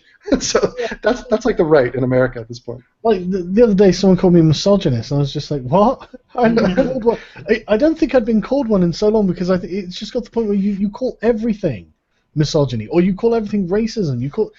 I mean, he hasn't actually called me a racist yet, has he? So I'm actually quite surprised about that. Yeah, it's funny. For people that have never been called these things, it might be shocking the first time. Like Sam Harris and stuff like that. Yeah, or like TJ just got called a racist. It's like, yeah. Guess what, guys? Join the club. All right, these words are just words, and everybody's going to call everybody everything. Yeah, but their power was fired, mate. If you're unlucky and you get caught saying something, you can get fired. Yeah, they are powerful. Social stigma. Not only that, for people on the left, there's a lot of power in the word racism. That's their last. It's their last weapon that they can pull out. Yeah, but they always go to it first, and so yeah, it does hit people, but it just wears off when you realize, well, they're just liars. And I know I'm not a racist, and I know their definition of racism is absurd. So when they say I'm a racist, what they're saying is I have no grip on reality. Honestly, if you could change a law to destroy SJWs, would be to make it illegal for people to fire others based on their political beliefs and ideology. And then when someone would go like, oh, you need to fire the guy because he's a racist, the company can go like, well, we would love to, but it's illegal for us to do so. Well, look, I think calling somebody a racist is equivalent to Princess Leia pulling out a thermal detonator. I mean, that's what it does to the conversation. It's just like, okay, here we go. Now we got to, debunk this bullshit. It's like... Yeah, and it's a deliberate distraction tactic. Yeah. It shows that you don't want to talk anymore. Princess Leia was not going to talk to Jabba after that. She's like, look, here's my thermal detonator. Fuck you. Give me Han. It's over. Yeah, literally, it's I don't want to continue this conversation, and I want to justify that by saying that you're just a bad person. And it's like, fuck you. You're the one who's being almost overtly racist to black people, constantly trying to neg them and stuff. Mm-hmm. And Sargon, also of note, when you get called a racist, when anybody gets called a racist, it's rarely, if ever, done in private. You'll never get just an email, because it defeats the purpose. It has to be a public proclamation. Hey, we got a racist over here. Hey, everybody, back me up. You're against racism, right? If you are, you should be against this guy because I just called him a racist. It's like a witch hunt, isn't it? Yeah.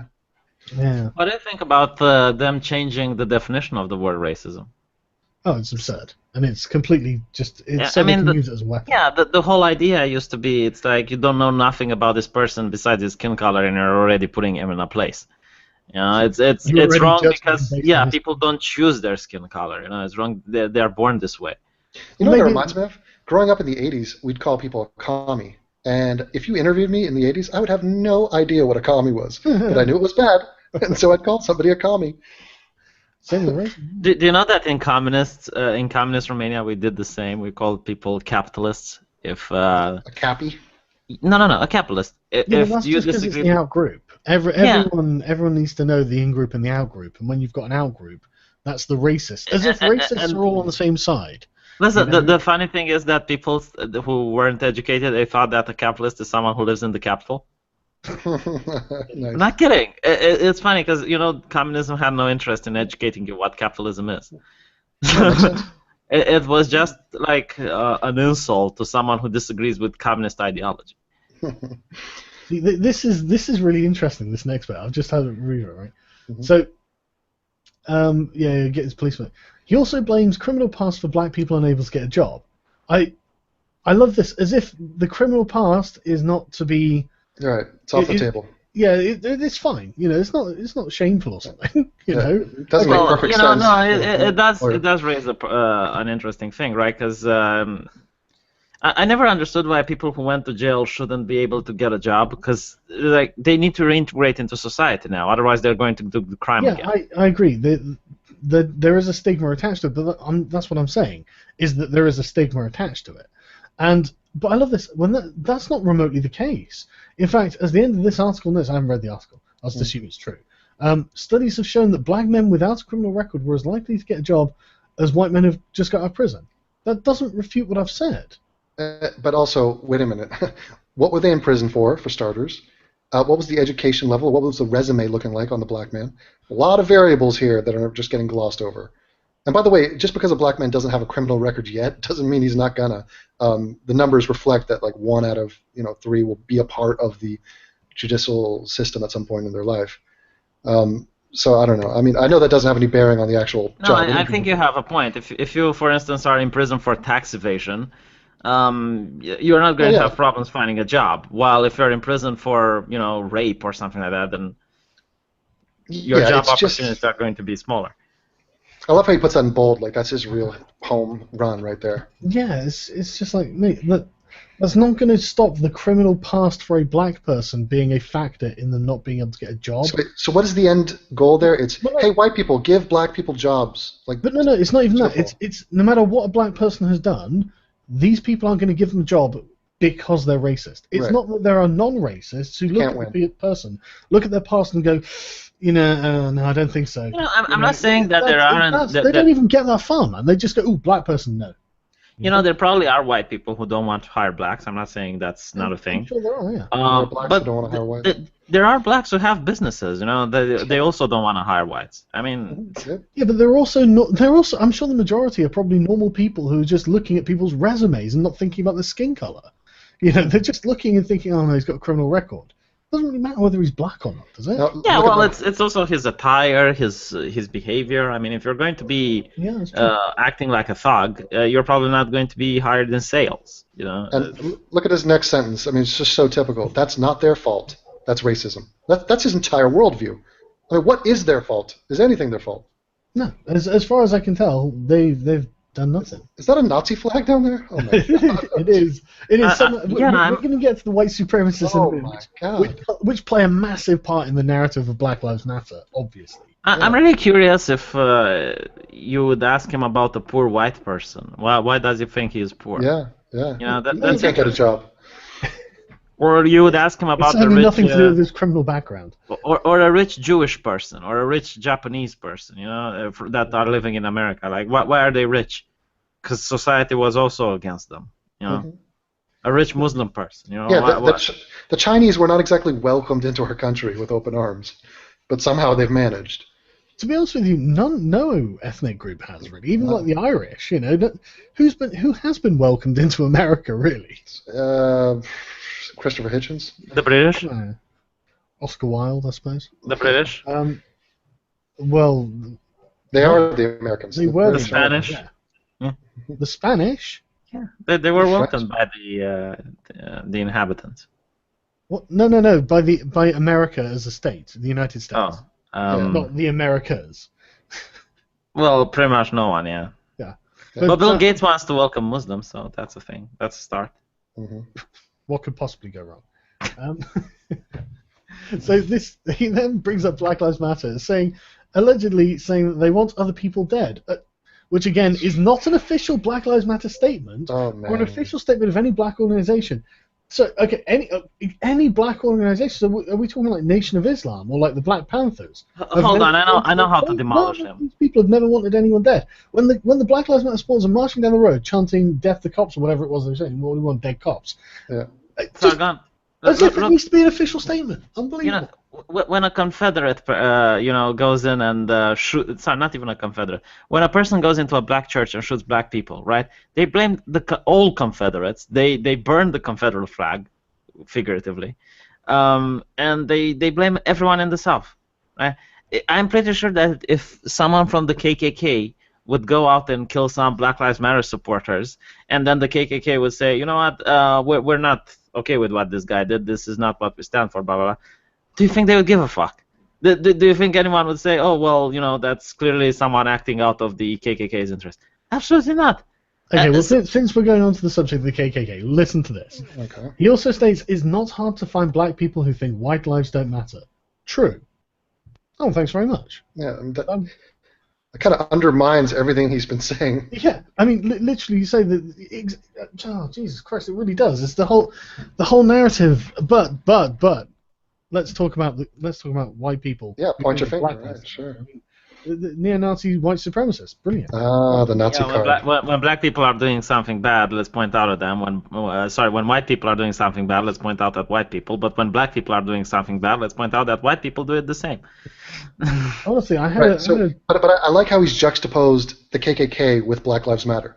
So that's a good point. So yeah, okay, some people do want to kill whites and within the movement, but you got the KKK. It's like, yes, that's what we're telling you. You are like the KKK. If you put a fucking video of the KKK on your defense of Black Lives Matter, for God's sake. Yeah, name me like one thing the KKK stood for that Black Lives Matter don't. Right, and just out of curiosity, do you think Sargon is in favor of the KKK? Like what is the point? The known KKK supporter. Or neo-Nazis, or any of these. Oh. Well, the thing is, right, I actually think this guy probably does think something like that. Yeah. And because if they think everything's a white supremacy and that we're all racists, then in their minds, I do think they probably think we are on the side of these people. Hey, do you think Steve Shabs is going to interview him the way he did before when his article came out about TJ? Yeah, I watched parts of it. What was what did you take away from it?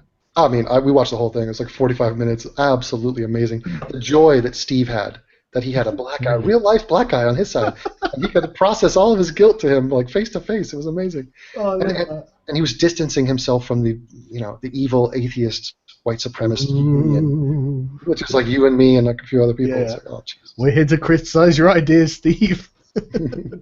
Run, man, run. I actually have a tab open of his sub count, and it goes down every day. I mean, it's fascinating to watch in real time. I'll get it up. Does he still block you? Oh, he blocks everybody. Who doesn't he block? Here, I'm going to send you a link here. I know. It's Steve. In the chat. It's alright, I've got it. Okay. There we go. He's scheduled to lose 10,000 subs at the end of the year. Jesus Christ. And look at his views as well. Ooh. I love that clip. Must be an error, but I'm curious how many people just hate view him at this point. Oh, yeah. Just daily, how has he got a negative view count? You daily average, Steve. He's breaking the laws of physics. Yeah. But yeah, minus 36 subs a day. Minus 80,000 over the year, huh? No. Well, what's that? Projected? What is it? That's video views. Okay. This is every month he loses 1,000 subscribers. So, how many have you got left, Steve? What is this fucking actual number? D plus? 52, yeah, D plus. That is fantastic. Jesus, Steve. D plus. I grade him a D plus as a human being. This is earnings. I love that. I love the plus though, because D is great already. You're saying something with that, but the plus is almost just a kick in the nuts. You're a fucking failure. Plus. I'm starting to feel sorry for Steve. I get the feeling he's like being taken hostage by all this shit. But Well, You didn't feel sorry for Bob Chipman, though. once you find out how sexist his music collection is, I think you'll change your tune. Look, I was more bothered about his DVD collection. He likes Angel and not Buffy because Angel's a man. Oh my god. Legendary conversation between two people, that one was. I'm so glad I stumbled on it. I'm thinking about it now, but it's just the most incredible bit. Like, honestly, that to me is as riveting as listening to Adolf Hitler talk to Eva Braun in the bunker.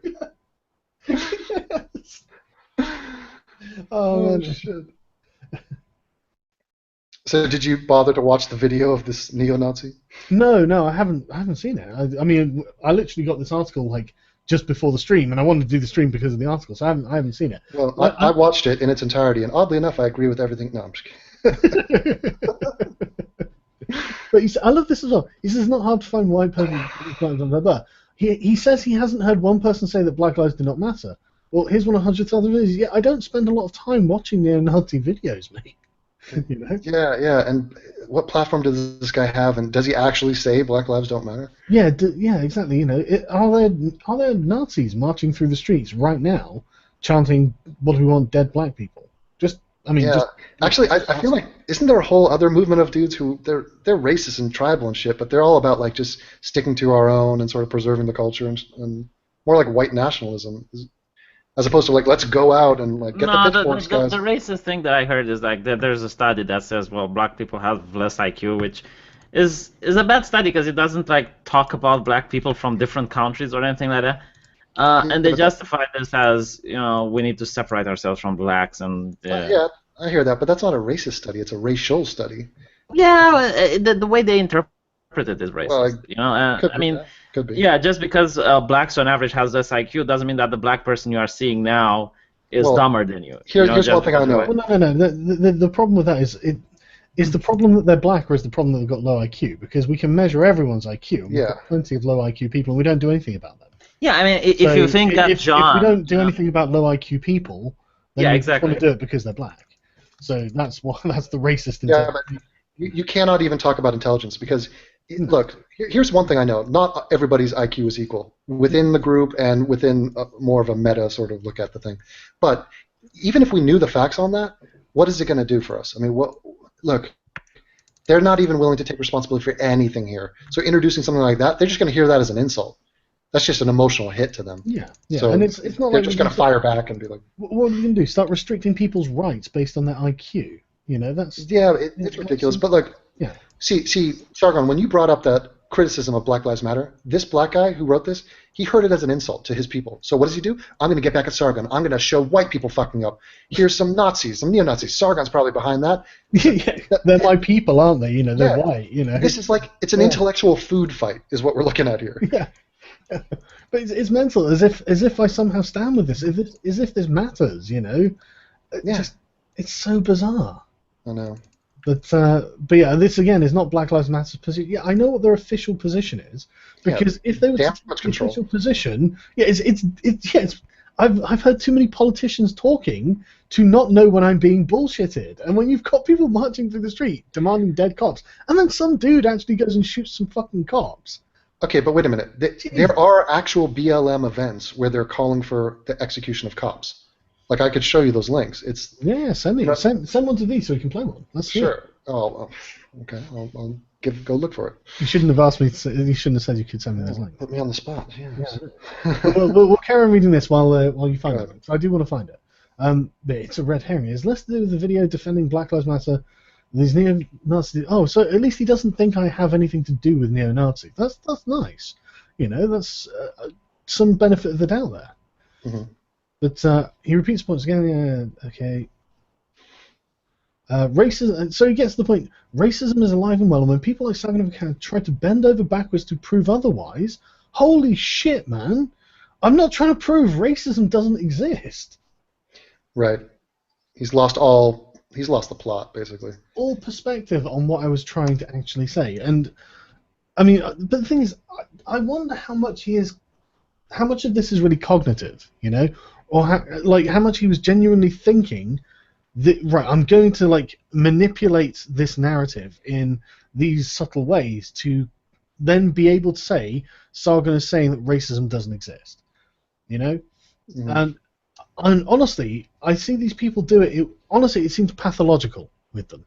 You know, I don't think they are genuinely comprehending what they're doing. I think they've kind of been trained to do it like this. Yeah, it's like, look, even if racism exists, you still have responsibility to uplift yourself. Both things can happen. Racism will always exist, so to carry on to that excuse, to hold on to that is just... That's exactly my point. If there are rich black people, then that's proof that racism doesn't stop black people from becoming rich. If you live in a racist society. I mean, don't get me wrong, when America genuinely was institutionally racist, you had very few rich black people, I'm sure. Yeah. You know, I'm sure that very few rich black people. You know, but now you have they plenty had of pretty good excuses back then. You had some legit excuses, like we would not be barking at you. Yeah, and funnily enough, it's one of the reasons I'm against slavery. You know? But there were some black slave owners, by the way. Yeah, I know there were, but I'm sure it was the overwhelming minority. You know, and but yeah, just you can see a legitimate cause for oppression there. You know. Whereas, like you say, it's not holding them back. You can get ahead, even if they are all racists. Yeah. So far, he hasn't made any sort of personal slurs at you, which is interesting. Yeah, other than he calling did me a with liar. TJ.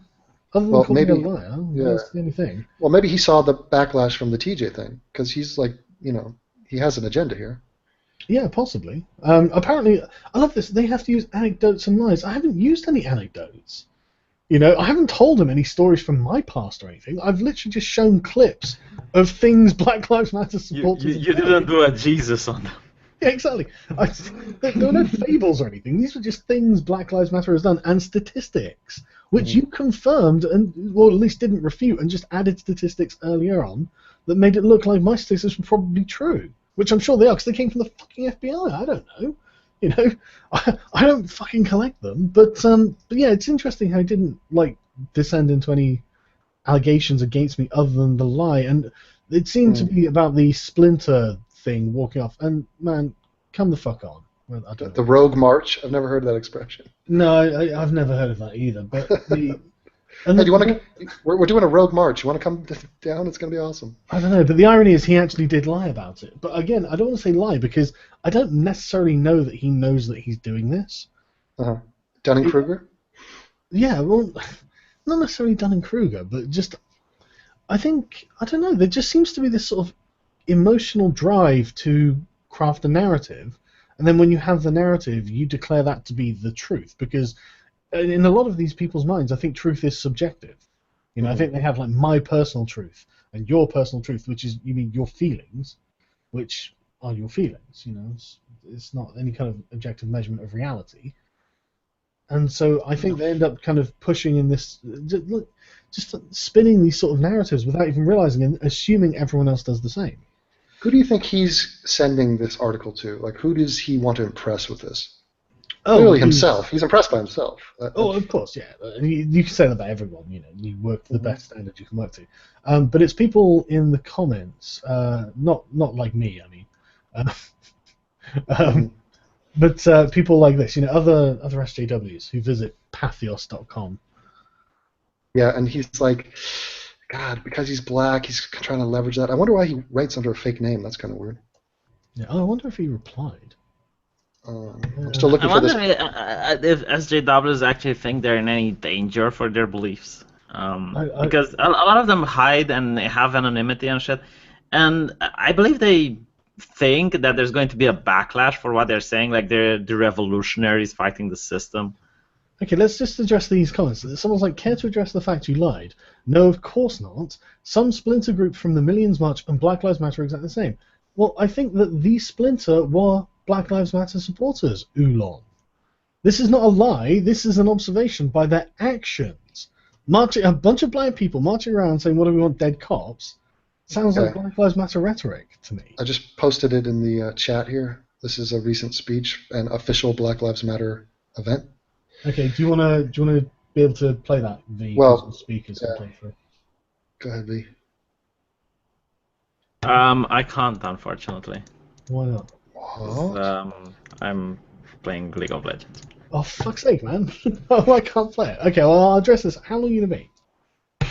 You dick. This is Gamergate stuff popping off. What a... It had to be done. It was inevitable. Uh-huh. He's Pokemon going on us. So, are there subtitles on this, or what? Can we... Right, okay, yeah, okay. Well, I'll play. There won't be any sound, but we'll get subtitles. Really? Yeah. Okay. Because Google are going to take over the world because they're fucking amazing. Make it happen.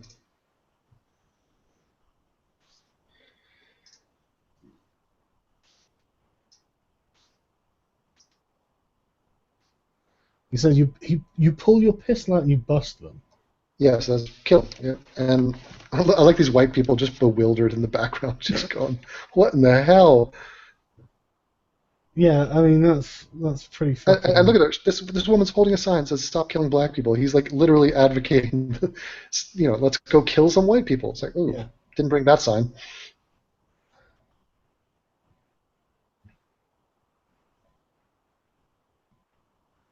Trust me, when you see me move, I'm moving in violence.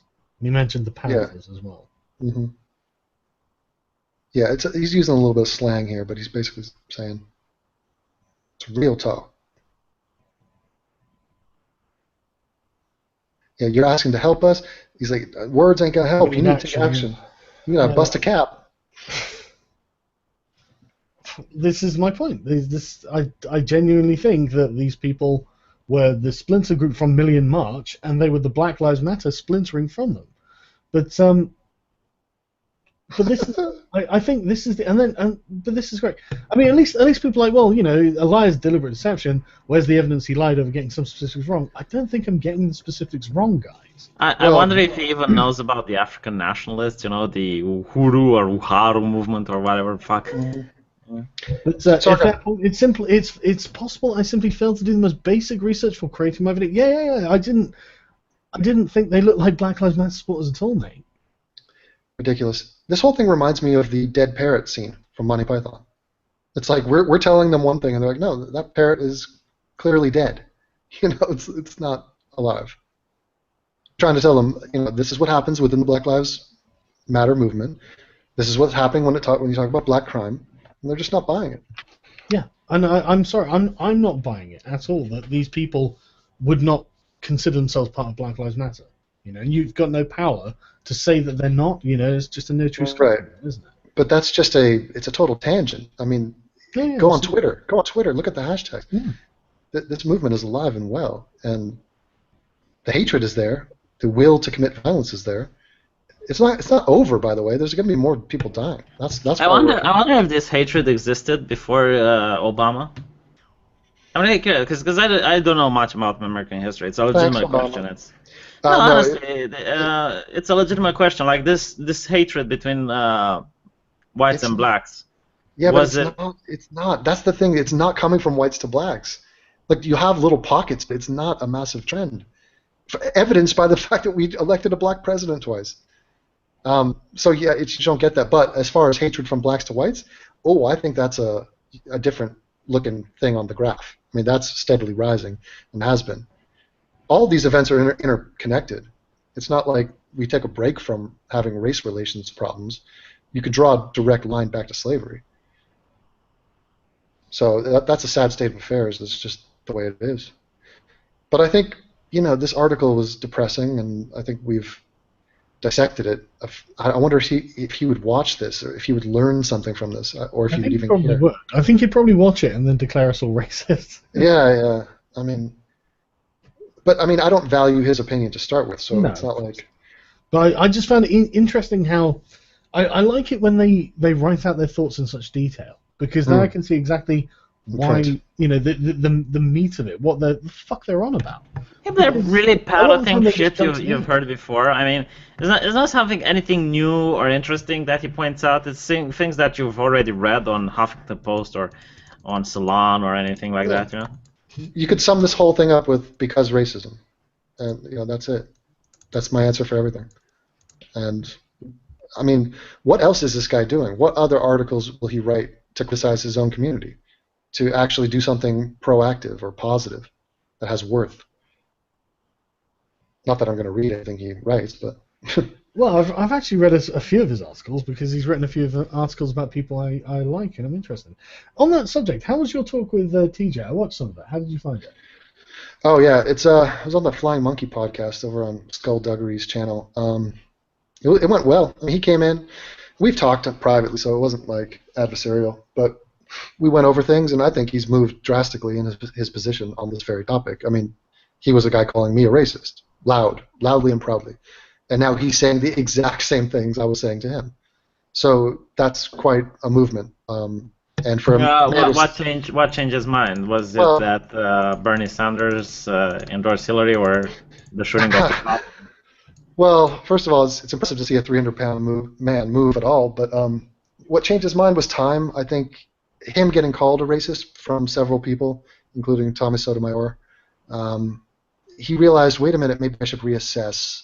And then he apologized to me, and I think he's learning. I think, look, the guy has his experience in Ohio, and he's open to hearing new ideas, and you have to give him credit for that.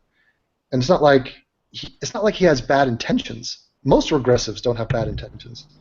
Yeah, but TJ was never like completely regressive. He's not regressive. Not full on, but on regs he was. Like Bill Maher, same case. Bill Maher. He'll tell you what it is. Some regressive positions, Bill. Yes. Yeah, maybe the Young Turks as well, because I'm noticing, like, I've been watching the Young Turks videos for a while now, and they used to be really rational in the beginning. They would call out Fox News and they would point out things that needed to be pointing out, and then they started a little bit toward SJW. But if you notice, when the whole shirt incident, with Tim Hunt appeared, they defended Tim Hunt. They were against the SJWs. They didn't talk about white privilege that much in the beginning either. Oh, yeah, but I mean, you can look through all their videos. And it's a slow descent to madness, basically. It happened gradually, slowly and slowly. They're taking more and more concepts. It's not like all of a sudden it's like click, snap. Yeah, and I think that race is the big issue. It's the umbrella issue that sort of spills into other, at least in America, it is. So, the whole battle between feminists and anti-feminists in America, it's not making headlines. Nobody cares. At least from my perspective. There's not going to be riots in the street from women with blue hair. But there will be with black people. So, yeah, I don't know. I had but it was a nice talk. It's good to be on the same side. Yeah. It was good to hear, to be honest, because I two channels that I watch and quite enjoy. So I don't. I don't mind like the disagreements. I was actually quite impressed about this sort of gentlemanly conversation you guys. Yeah, and our disagreements are not severe, and we're making points that if you're a third party looking in, you say, "Oh, that's a good point. I see that's a counterpoint. Okay, I can see where they're talking past each other. I can see that they've gotten somewhere in the conversation. That's what you're aiming for." So I found it useful. Yeah, it was really nice to have a talk with you, man. Yeah. You speak a lot about the police. Do you have any family that's policemen? I don't. No, not. Yeah, and it's weird because the police. Nobody has a great feeling about the cops. No, I do. If you listen to my channel, I have great respect for the cops. But then again, I do have respect for them, but like personally, if you see a cop, it's sort of like, you're on guard. You have sort of apprehension about it. It's maybe because don't talk in my name. I don't feel like that. It's maybe because the police here are different, Yeah, well, I'm talking about from my perspective, but like a dentist, I respect dentists. I don't like dentists. I don't have a positive feeling when you say the word dentist to me. You see what I'm saying? Yeah, I know, but when you have a toothache, you're glad one is around, Exactly, and the black people are glad they're around. I mean, they're the guys they call. And then it's amazing that they go in to deal with whatever crime was just committed in the black community, and then they get bitched at for going into the black community too much. See, this is interesting. If black people were really afraid of cops, why would they call cops, when something happens? I mean, if they were so mistrustful. I mean, look at gypsies, for instance, right? They don't call the cops. No, they don't call the cops. They fix the issues in their own communities. And Muslim people to a certain degree as well in certain neighborhoods, These are people that are really mistrusted of the cops. They really They don't trust the cops. They trust their own thing. Like gypsies have purity laws, they call it, and they have like gypsies tribunals and whatnot. So it's yeah, it's a bit hypocritical. I do think that black people trust the cops to an extent, and I think that, as you said, it's the gangs were together using Black Lives Matter shit, because they get attention. They get to be in the spotlight. They get to blame other people for their wrongdoing. Yeah. So yeah. Oh, it's so simple. It's so black and white, man. When you can just simplify it to a chant or just a target. And even if it's systemic or institutionalized, nobody can really put their finger on it. But don't worry about it. It's a quick, dirty, cheap way out, and it's wearing thin. That's what I'd say. Now that being said, I hear a lot of clicking, but I do have to take off. Yeah, it's almost 2:00 here, so and we finished the article. So okay. But yeah, thanks for joining me, guys. This was good fun. I enjoyed it. It was very good fun. Thank you for inviting me on, and god damn, your chat is enormous. Yeah, thanks for having me, mate. I have chat envy. I'm curious. I'm curious if we managed to be on the top streams of YouTube. I can check before we go. And by the way, guys, there's apparently a Streamy award. You should vote for Sargon Avocado to win the Streamy. What award? Yeah, it's a thing that the Young Turks want, and maybe you can get it instead. It's an award for media personalities on social media, basically. So YouTubers, Twitch actually people. I'm just going to share the. We actually are the top stream on YouTube. There's us with 3,458, and there's Sky News with 3,400. What? Wait, that's the entirety of YouTube?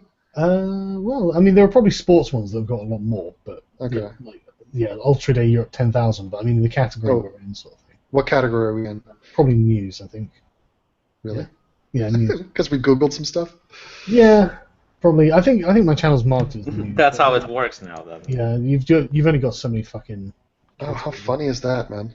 But yeah, we're up there with Al Jazeera. We're beating Al Jazeera and Sky News Live by a long way. Talking and the Young Turks at 527. You're doing great, guys. Amazing. But yeah, so it's nice that wow. Things going now I feel well for the community, isn't it? I have some retroactive nervousness now. Shit. Yeah, I hope you didn't say anything stupid. But, yeah. Anyway, delete this. Delete the file. All right. Delete everything. Shut it down. End of channel.